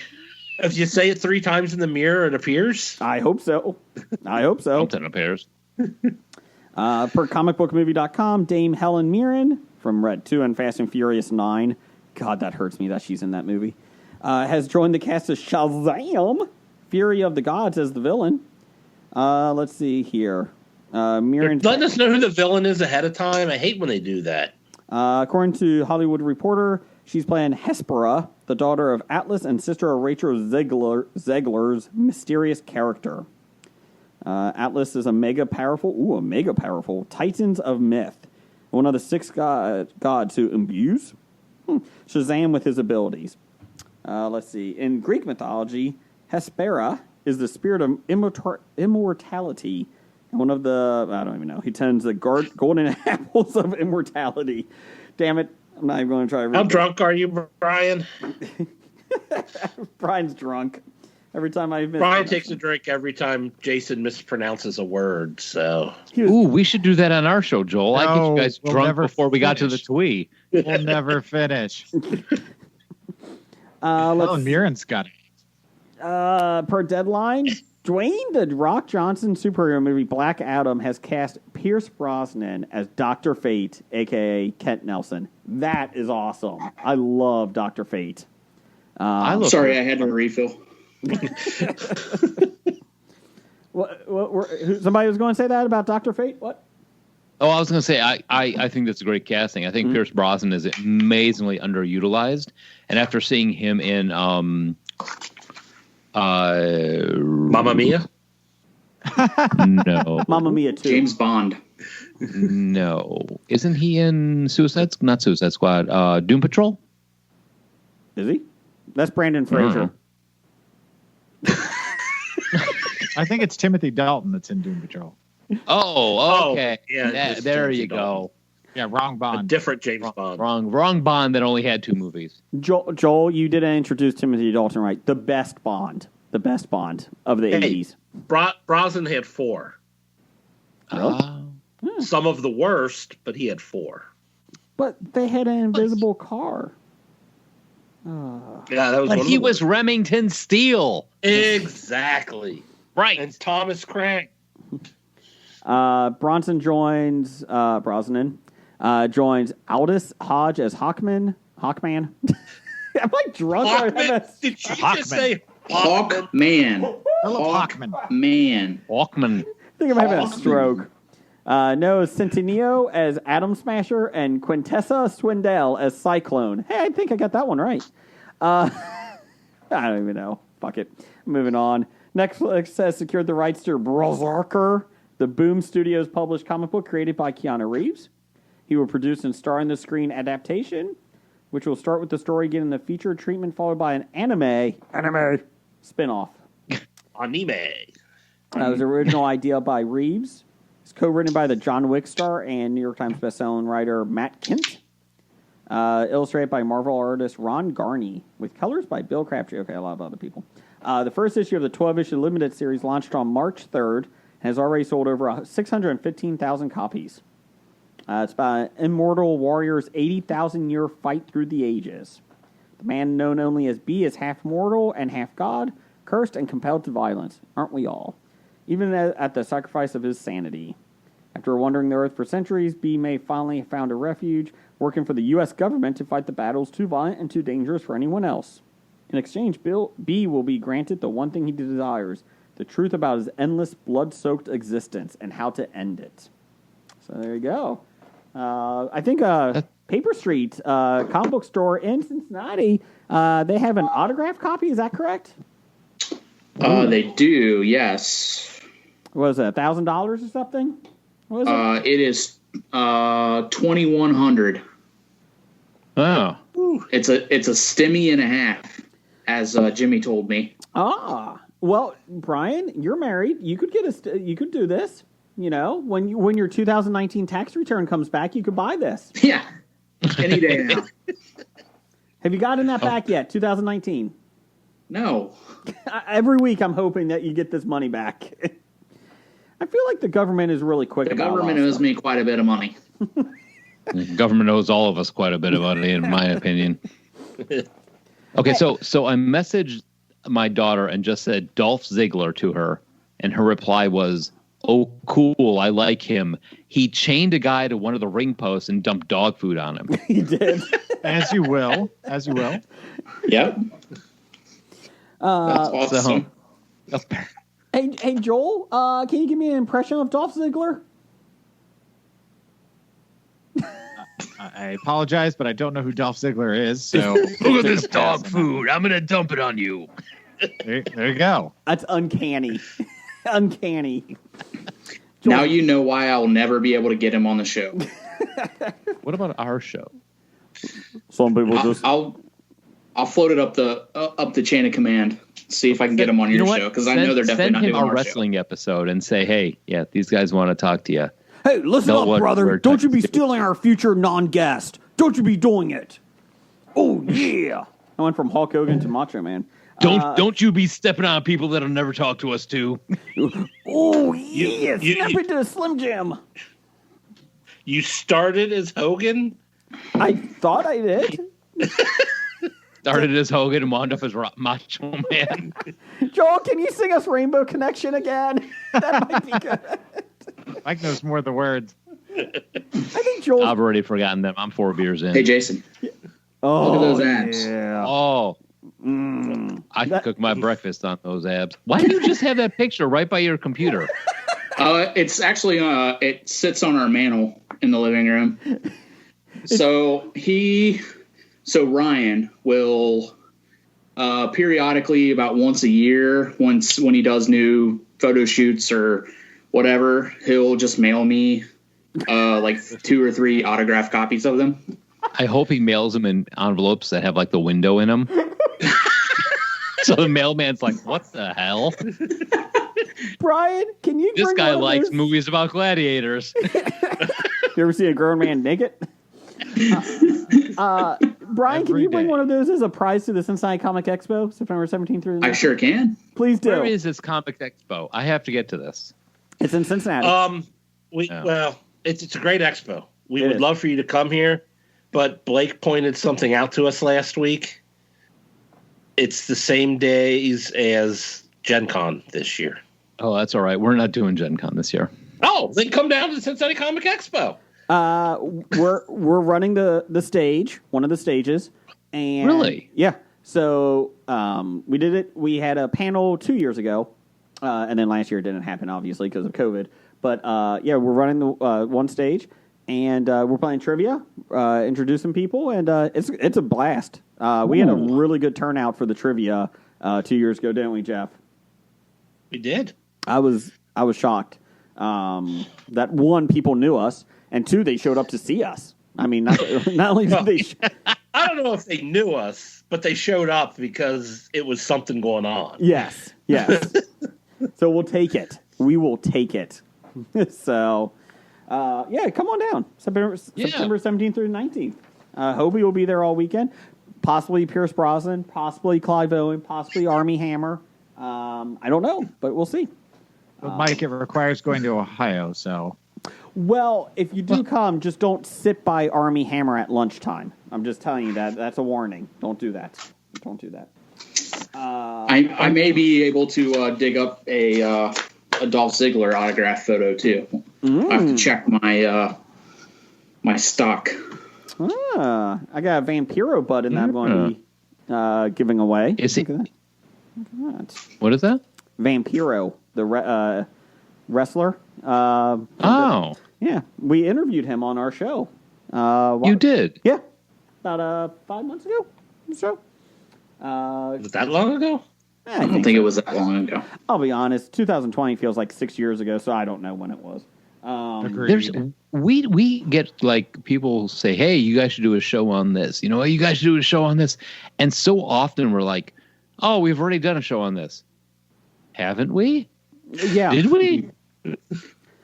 That's why I appreciate you guys giving us a top 5 because I didn't. We're like, yeah, that sounds good. We don't care.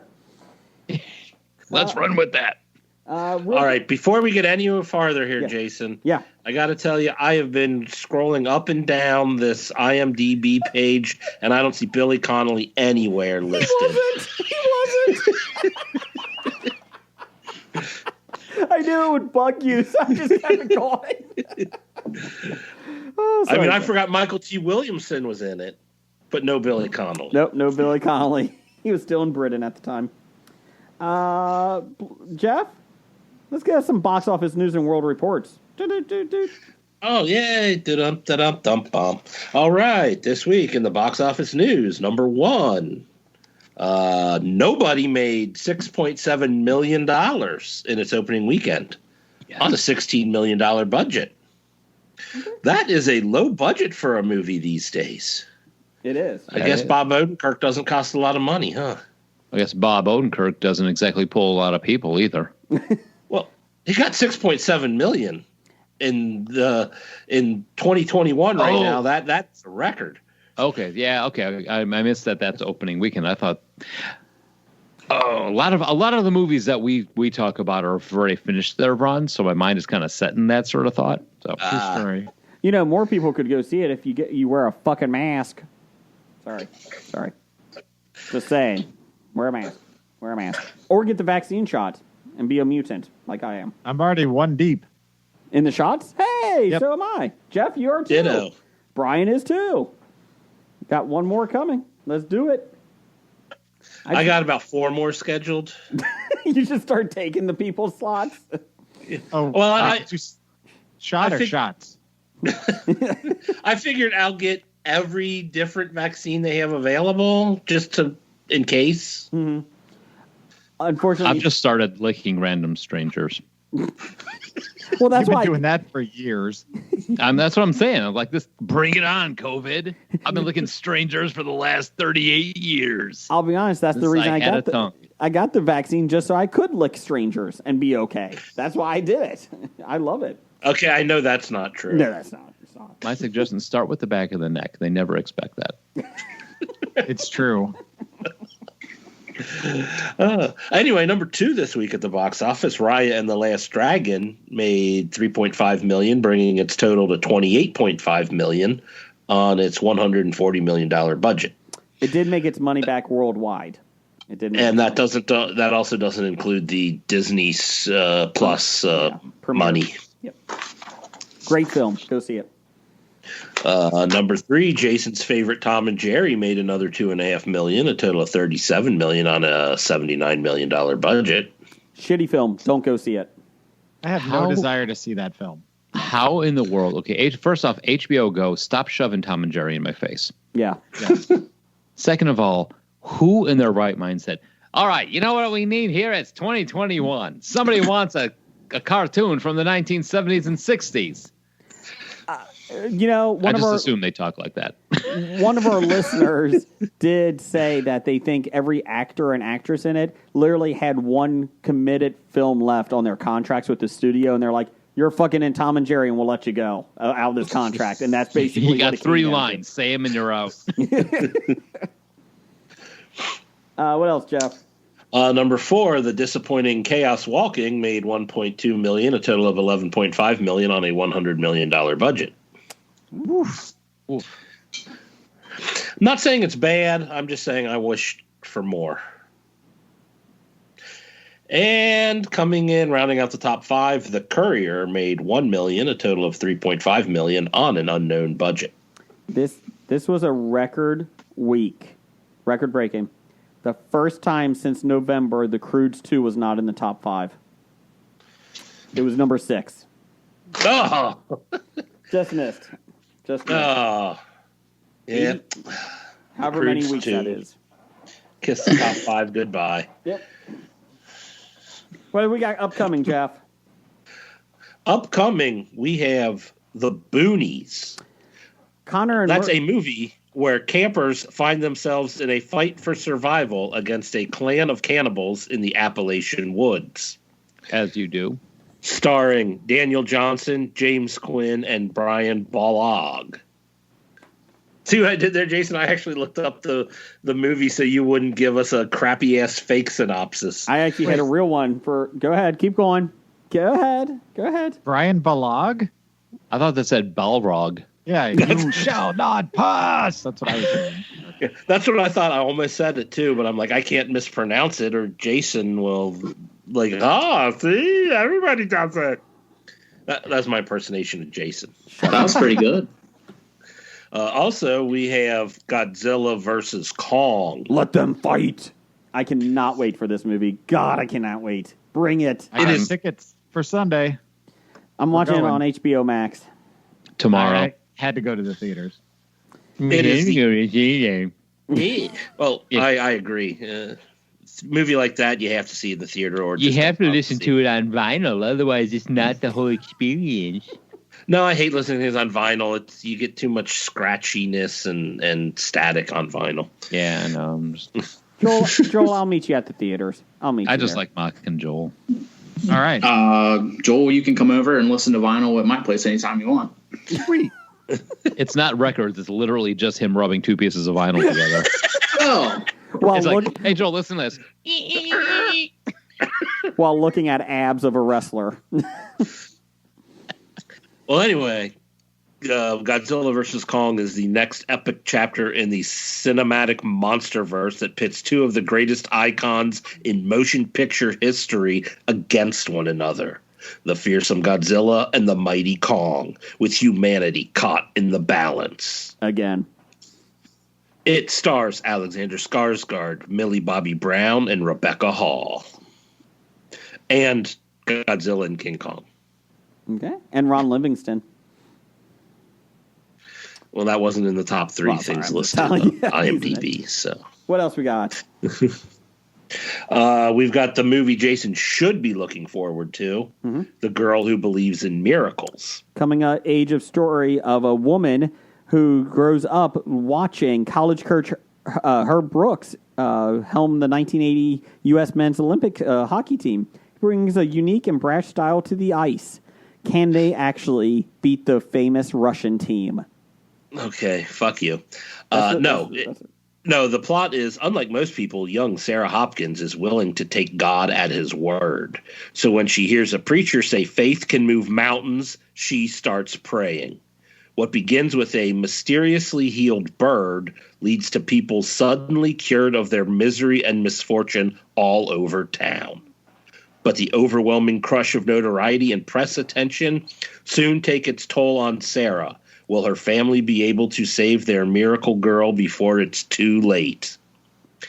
Spoiler. Starring Jason's favorite actor, Kevin Sorbo. Oh, this movie. All right. I'm going to say this right now. I am a Christian. I'm a devout Christian. This movie is shit. But it's Kevin Sorbo. Okay, I'll give it for Kevin. I'll give it 1 point for Kevin Sorbo because of Hercules. But screw this Joel Osteen bullshit. Okay? Absorbed.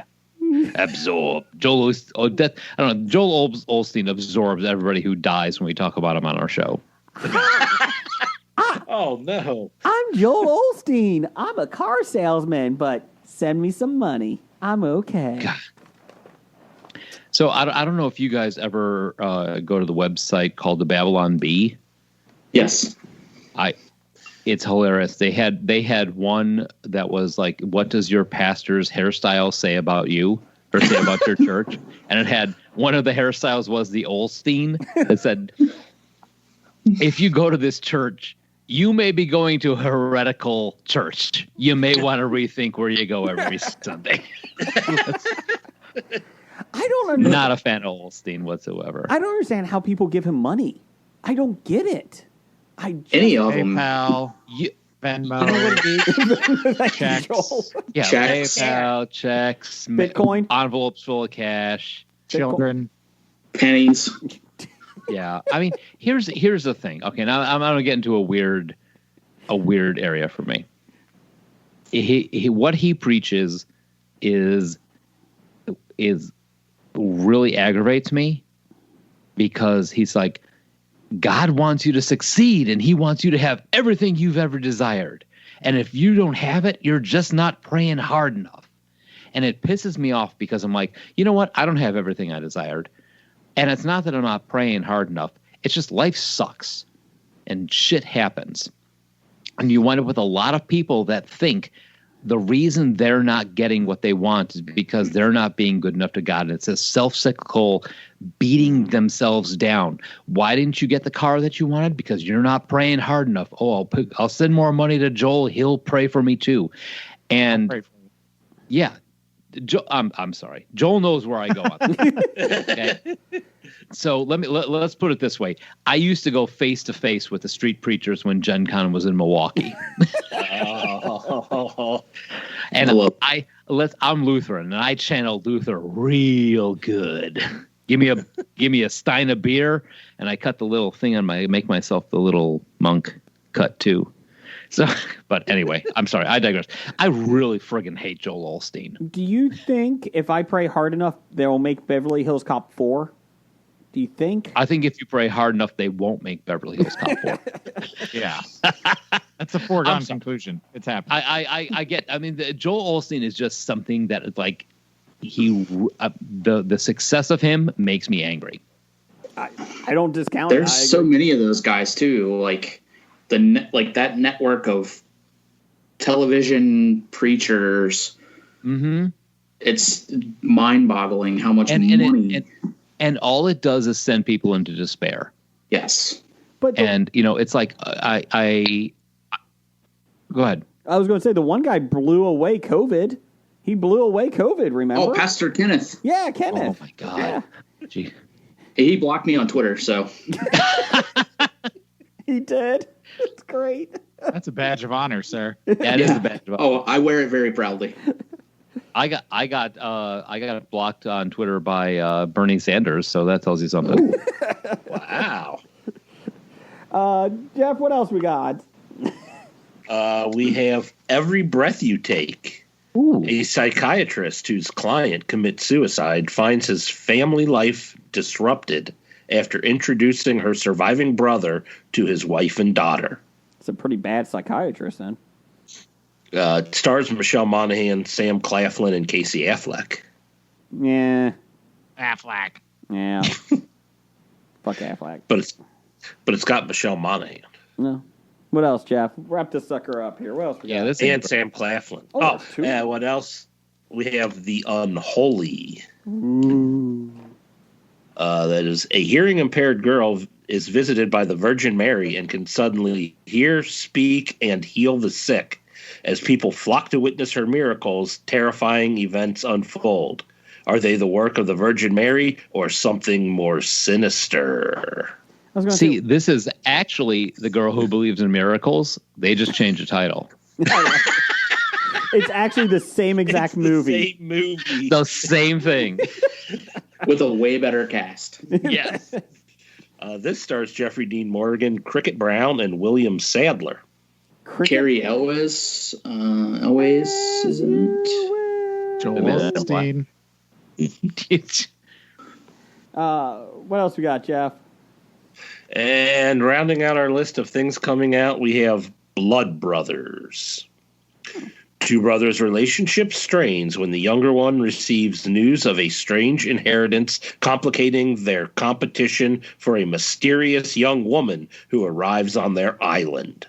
The entire family reaches a breaking point brought about by startling revelations about their mother's fidelity, love, friendship, and betrayal. I'm so in on this movie. It's got Gordon Clapp in it. From NYPD Blue. Oh, I thought that was an STD. My bad. Yeah, Christopher James Baker, Jacqueline Bisset, and Gordon Clapp. Jacqueline Bisset. I didn't realize she was still alive. Neither did she. Let's see here. Thank you, Jeff. You did a great job with that. Wonderful job. Why, thank you. Top 5 this week. Top 5 favorite Bruce Campbell roles. This is brought to you by the guys from 40 Go on 14. So we appreciate that. Joel, we'll do them in order. We'll do number 5, and then we'll go to the next person and all that stuff. And if somebody else has your pick, just let us know, and we can, kill them. We can take it off the board. Put it on the board. So Joel, what is your number 5 pick for favorite Bruce Campbell roles? Now, see, I got a little nuts with this, and I took it out to about 12. But you hobied it. Okay. So number 5, I have Army of Darkness, aka Evil Dead 3. Ah, that's the one with the chainsaw, right, for the arm. Well, you got that's it. all of them. So wait, are you saying Ash is your number 5? Well, we're talking about the movies, right? His best roles. I was doing characters. You could do characters. You can do roles. I'll be honest. Blake half the time doesn't even do the correct top 5.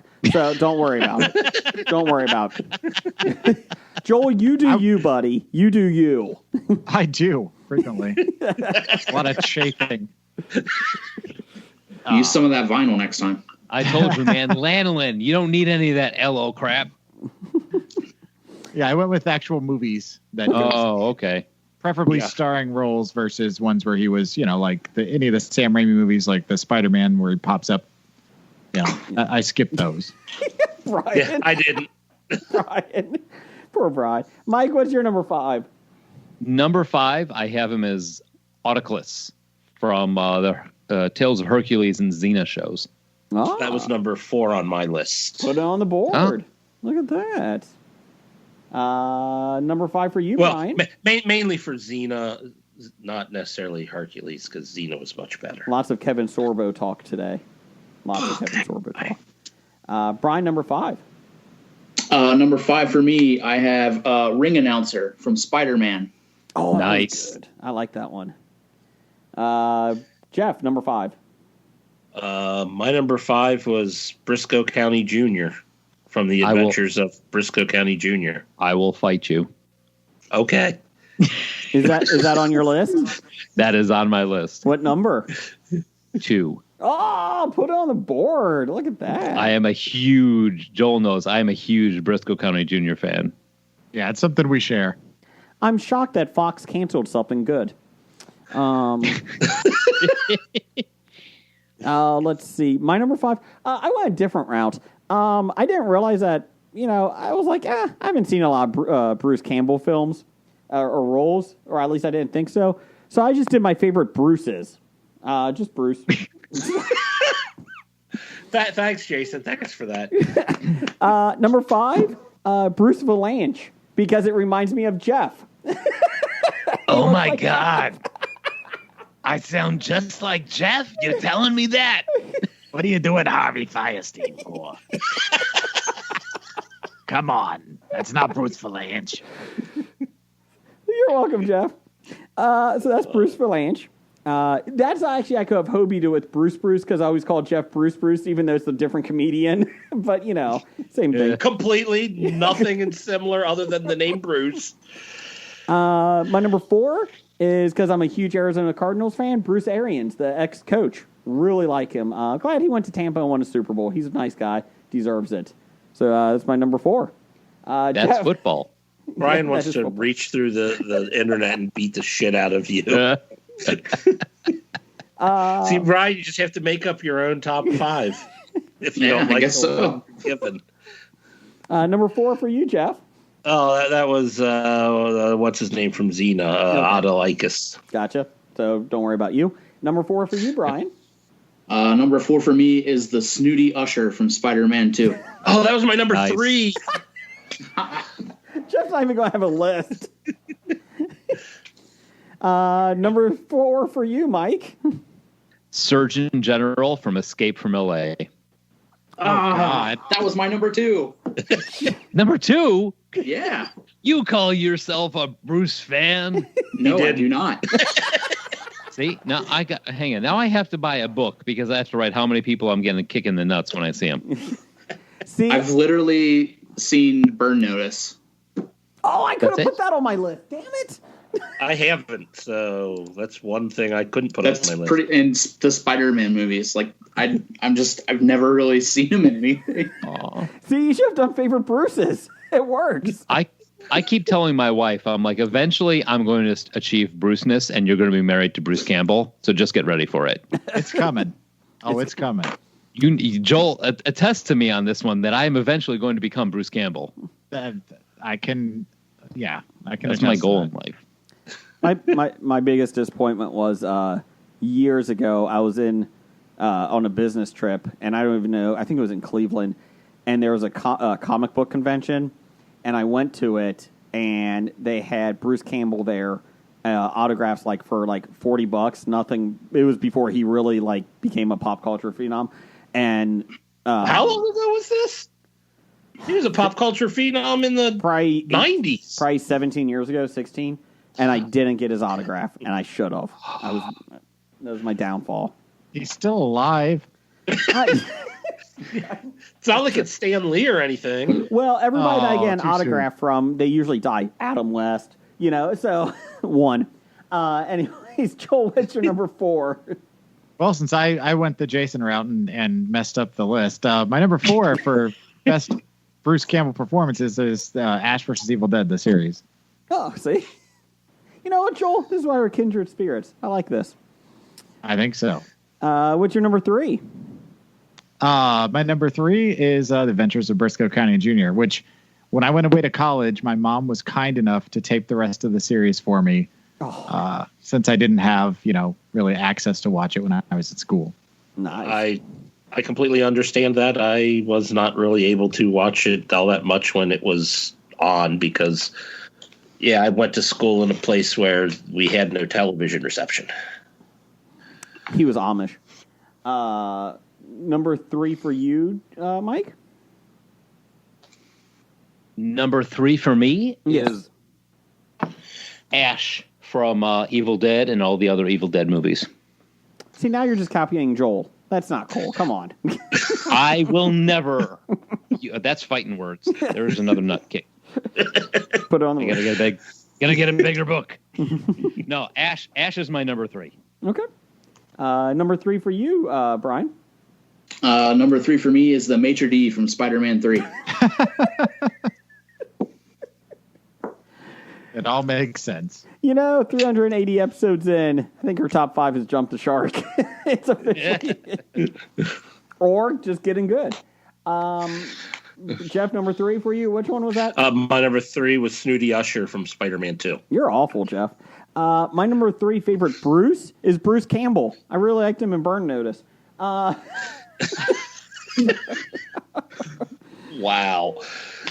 In a Bruce Campbell list, he doesn't even make number 1. My number 2 is Bruce Dern. Mostly because I loved his role in The Burbs with Tom Hanks. Red Rover Ed and his right. dead mother. Out of all the things that Bruce Dern did, that's the one you said is the reason he's your number 2 favorite. Yeah. Easy Rider, forget it. Nope. The Burbs. He's in season 3 of Mr. Mercedes. The Burbs. Yeah. Burbs. What a meatball. Number 2 for you, Jeff.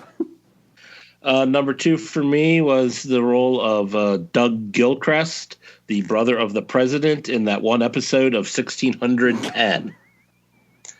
I enjoyed that show. I was the only person I think that did enjoy that show, but he played Bill Pullman's brother. Digging deep there. No one has ever heard of a 1600 pen poll in a podcast in the last 5 years. Good job, Jeff. Good job. Take that, This American Life. Yeah. Suck at it, American Life.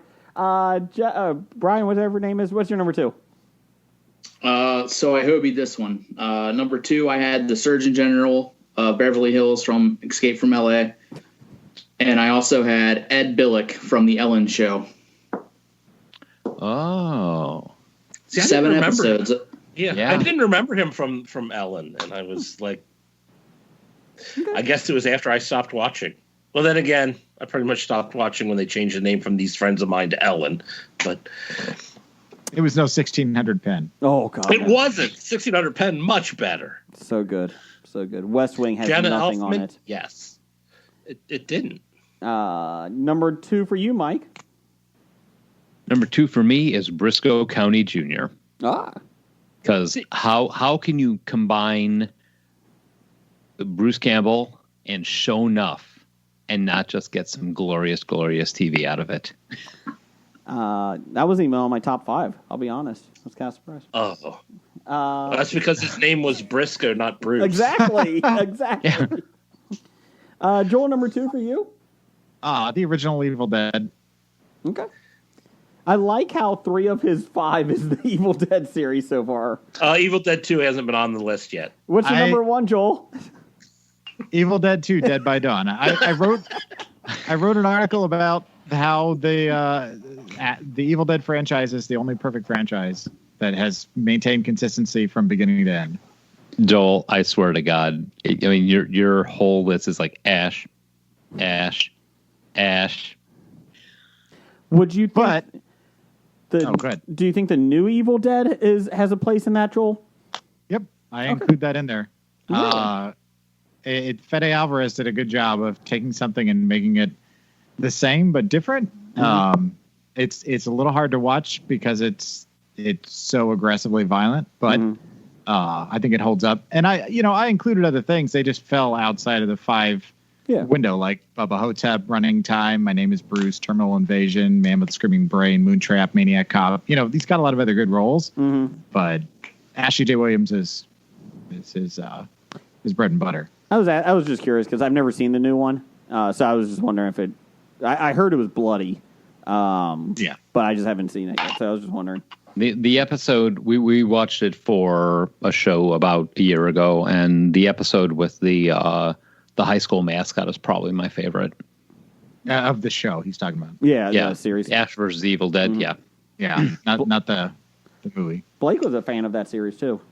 Blake talked about that a couple times on our show. Let's see, Mike, what was your number one? That's my number Blake one gets invited back to their show. They got a connection there. Sam Axe. Yep, Burn Notice. From Burn Notice. Oh, okay. Oh, okay. Yeah.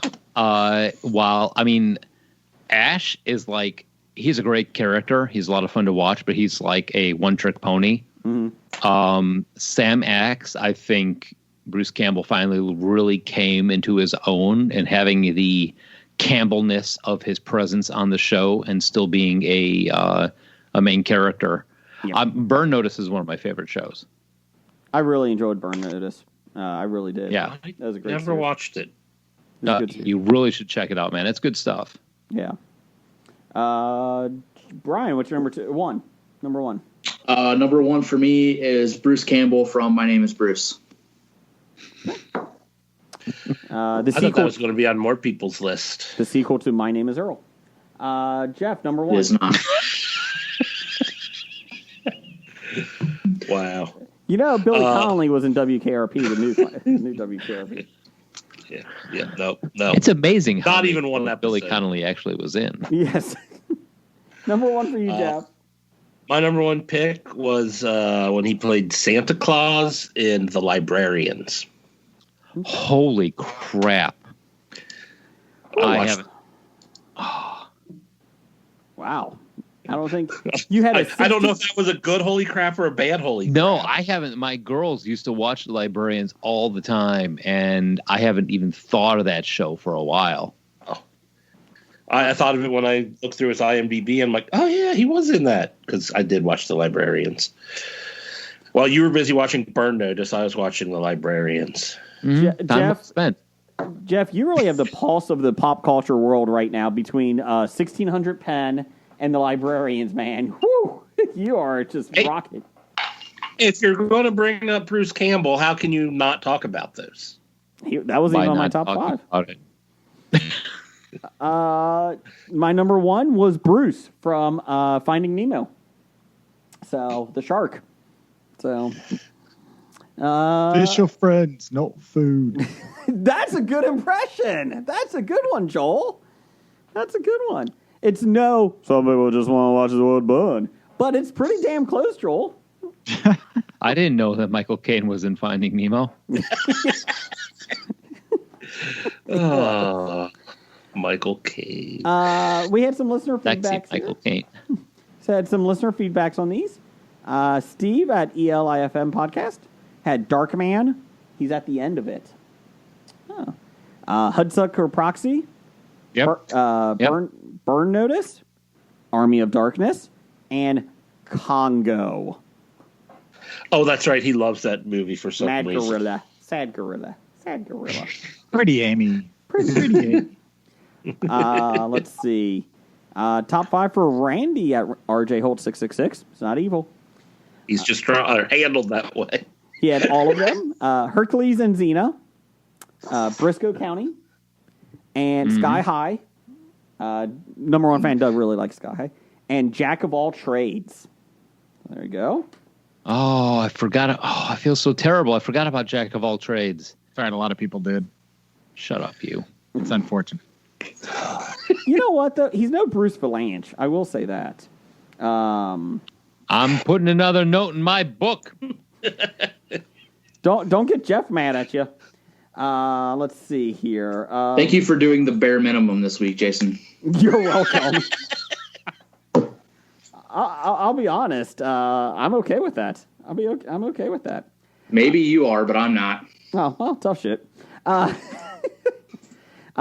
Kevin at Cincy Explorer had professionalism that I respect. Thank you. Nope, that's not his. That's not. Nope. I don't know if we have any other ones. If we did, we'll put them on next week. Stork. Stork, Episodic Geek. He has Old Spice commercials. Elvis in the Bubba Hotep. Briscoe I was County, expecting more of that.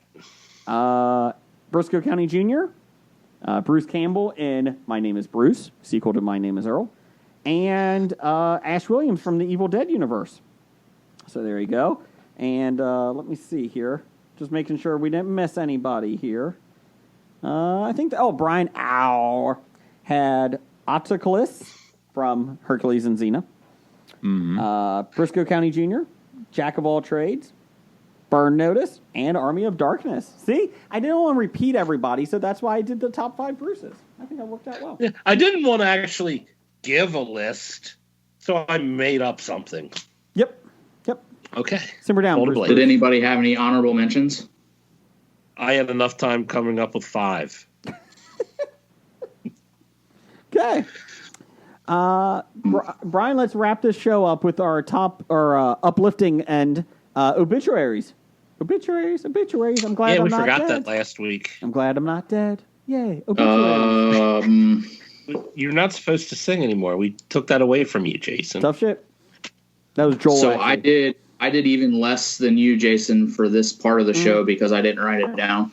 Oh, no one died. Great. Congratulations. Plenty of people have died. Yeah. Well, as we were recording last week and we forgot to do it, George Siegel had passed away. George Siegel. And then the next day... Stop it now. What did he say? What was that? I think he was doing his George Siegel impersonation. It was either that or he was yelling at me to stop. That's not fair. Hang on. I can do a George Siegel impersonation. Mine. We went for the same joke, just a different way. Yeah. I hate that between us. Jason, do your George Siegel impersonation. I just did. He's dead. There you go. Joel, let me ask. You know how the first thing you have to do in all your impersonations. I'm George Siegel. I'm dead. Yeah. That's the only reason we know what impersonation Jason's doing is he tells you who he is. Joel, do you get a lot of stand-up comedy acts on the college circuit with your George Siegel impression? Is that what they're asking for nowadays? That's what all the kids want. Yep, I agree. That's exactly what they're looking for. They want more George Siegel. I agree. It's tough market out there. If you can do a good George Siegel, you got some money in you. I'm telling you. Yep.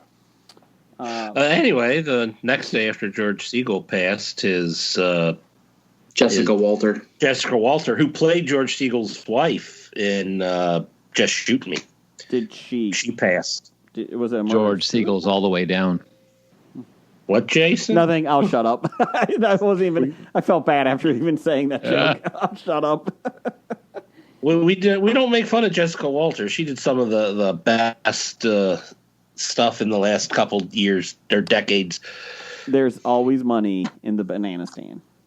So there you go. I think last week, remembering back, I think I just had Elgin Baylor was the only notable person. Yeah. Okay. Well, that was a shitstorm of a obituary section. Do better next week, Brian. Come on. Bad idea of the week. Bad idea of the week. Number 412. Having your secret identity only be glasses. That's it. 412. Do better. Whoa, Superman's here. Look at you, handsome devil. Oh, get that Brian, back. Where have you been, Brian? Superman was just here. I was horseback riding. Oh, that's a code word. We haven't seen you stand up yet. Let's see here. Oh God! Please don't stand up. Actually, when he went to get the autographed picture, he stood up, so we saw that. Look at those abs, man. Let's see here. Titles for the show this week. Jeff, what you got? Let's see. Titles for the show. I got The Drug Deal Was Before the Ambulance. I think that was Teddy Ruxpin. If He's So Friendly, Why Is He in Chains? Twister, the Human Caterpillar version. Order the pizza and grab the bucket. That's One More Kick in the Nuts. My Children Are Raised Correctly. Shit Brick House. Nope, can't do. You Would Need a Brick House. A Lot of Chafing. Hey, I had that one. Lots of chafing. Thank you for doing the bare minimum. And Superman Was Just Here. I had Not Even on My Top 5. A Badge of Honor. You Do You. Joel Does Joel. Lots of chafing. And I Did Not Pray Hard Enough. Let's see. I had the Waukegan Experience. Lots of inputs. Why Is It Sticky? That could be every episode. Shit Brick House. Nope. The Neighbor Boy Is Tied to the Tree Again.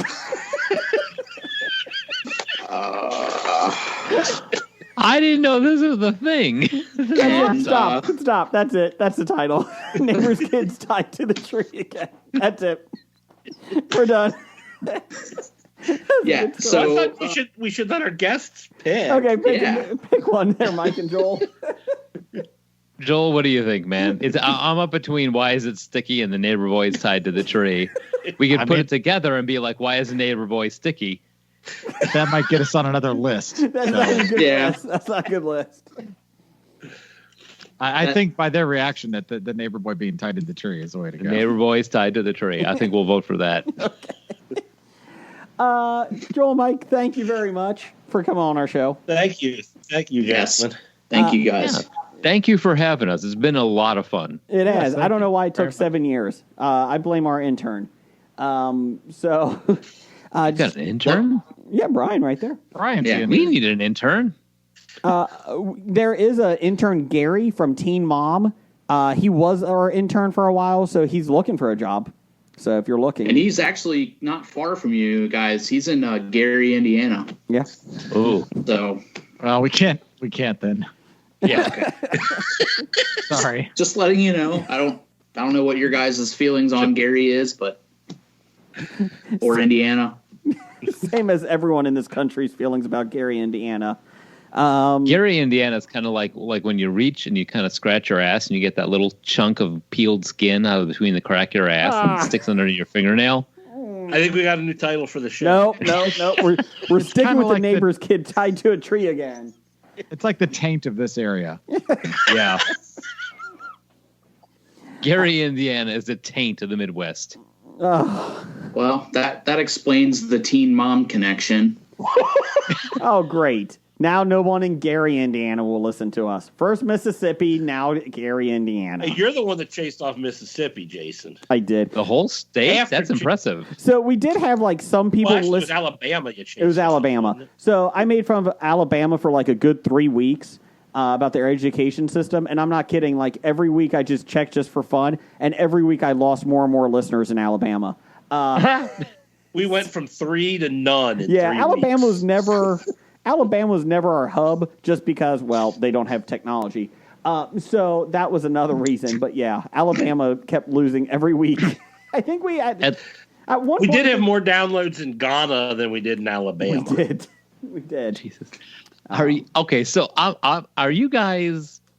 You're at least getting listeners in the United States. Right now, I don't want to brag, but right now, 40 going on 14 is the #1 TV review podcast in Kenya.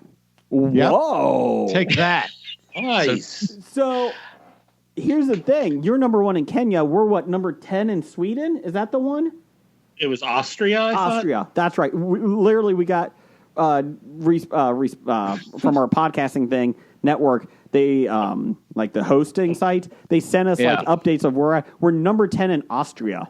I don't know why, but we are. Good on you, man. I mean, we're number 4 in Kenya. Who the hell knew? I like it. I think what were we like in the top 90 in New Zealand? I think there's something like that, and we're like, thank you, Nikki. Yeah, thanks, Nikki. So thanks, New Zealand. But yeah, we were in top 10 for Austria. So you know what? I would trade a top 10 in Austria for Kenya. I like that. I would like that.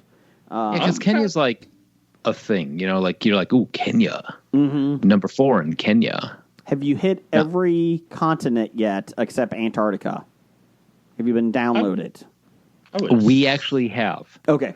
Yep. Yeah, I mean, we've been on a chart at one point or another in every continent. We were pretty happy. Like when we first started out, we're like, oh, you know, let's see how many we can get. And then once we hit like every continent, we're like, whoa, look at that. It doesn't matter how many, just give me a continent. So I know. Yeah. It's so we were getting 8 downloads a week, but they were from every continent. I'll be honest. I've listened to our first 100 episodes. I would recommend don't. After that, I would say the first 50 don't. After that, we're okay.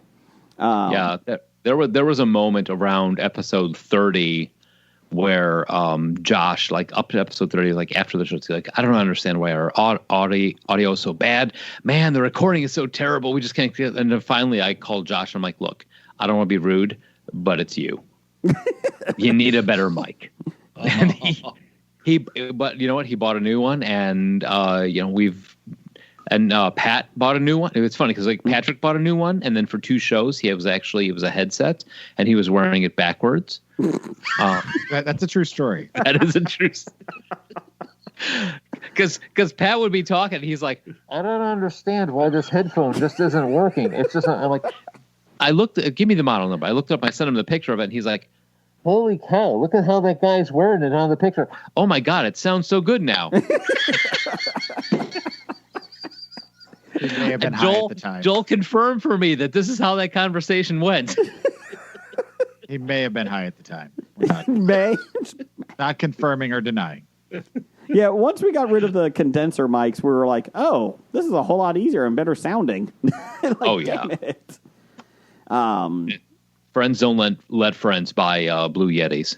Well, to be fair, we didn't think we were going to make it through past 10 episodes, let alone 300 and something. So that was the reason. We're like, well, we won't put that much of a commitment in yet. Son of a bitch. Yeah. As long as Jeff's ever been committed to. So, besides... Oh, wow. Besides Twinkies. Anyways. No, I'm not even not committed to Twinkies. Joel and Mike, where can we find you guys at? Well, we are on pretty much every podcast distributor out there. Mm-hmm.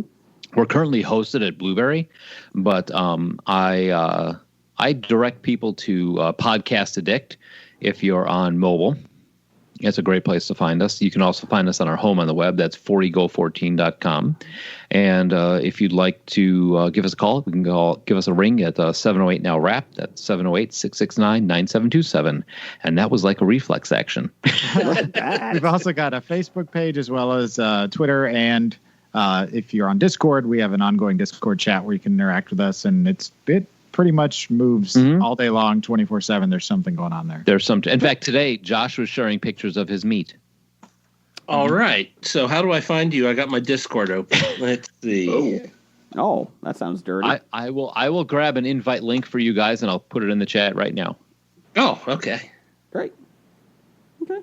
Well, thank you guys. We appreciate it. Let's not do 7 more years for this. So yeah, definitely. Let's get Brian, get something on the books here. Come on. Get something on the books. But yes, everybody, thank you for listening. And Roger says goodbye. Goodbye.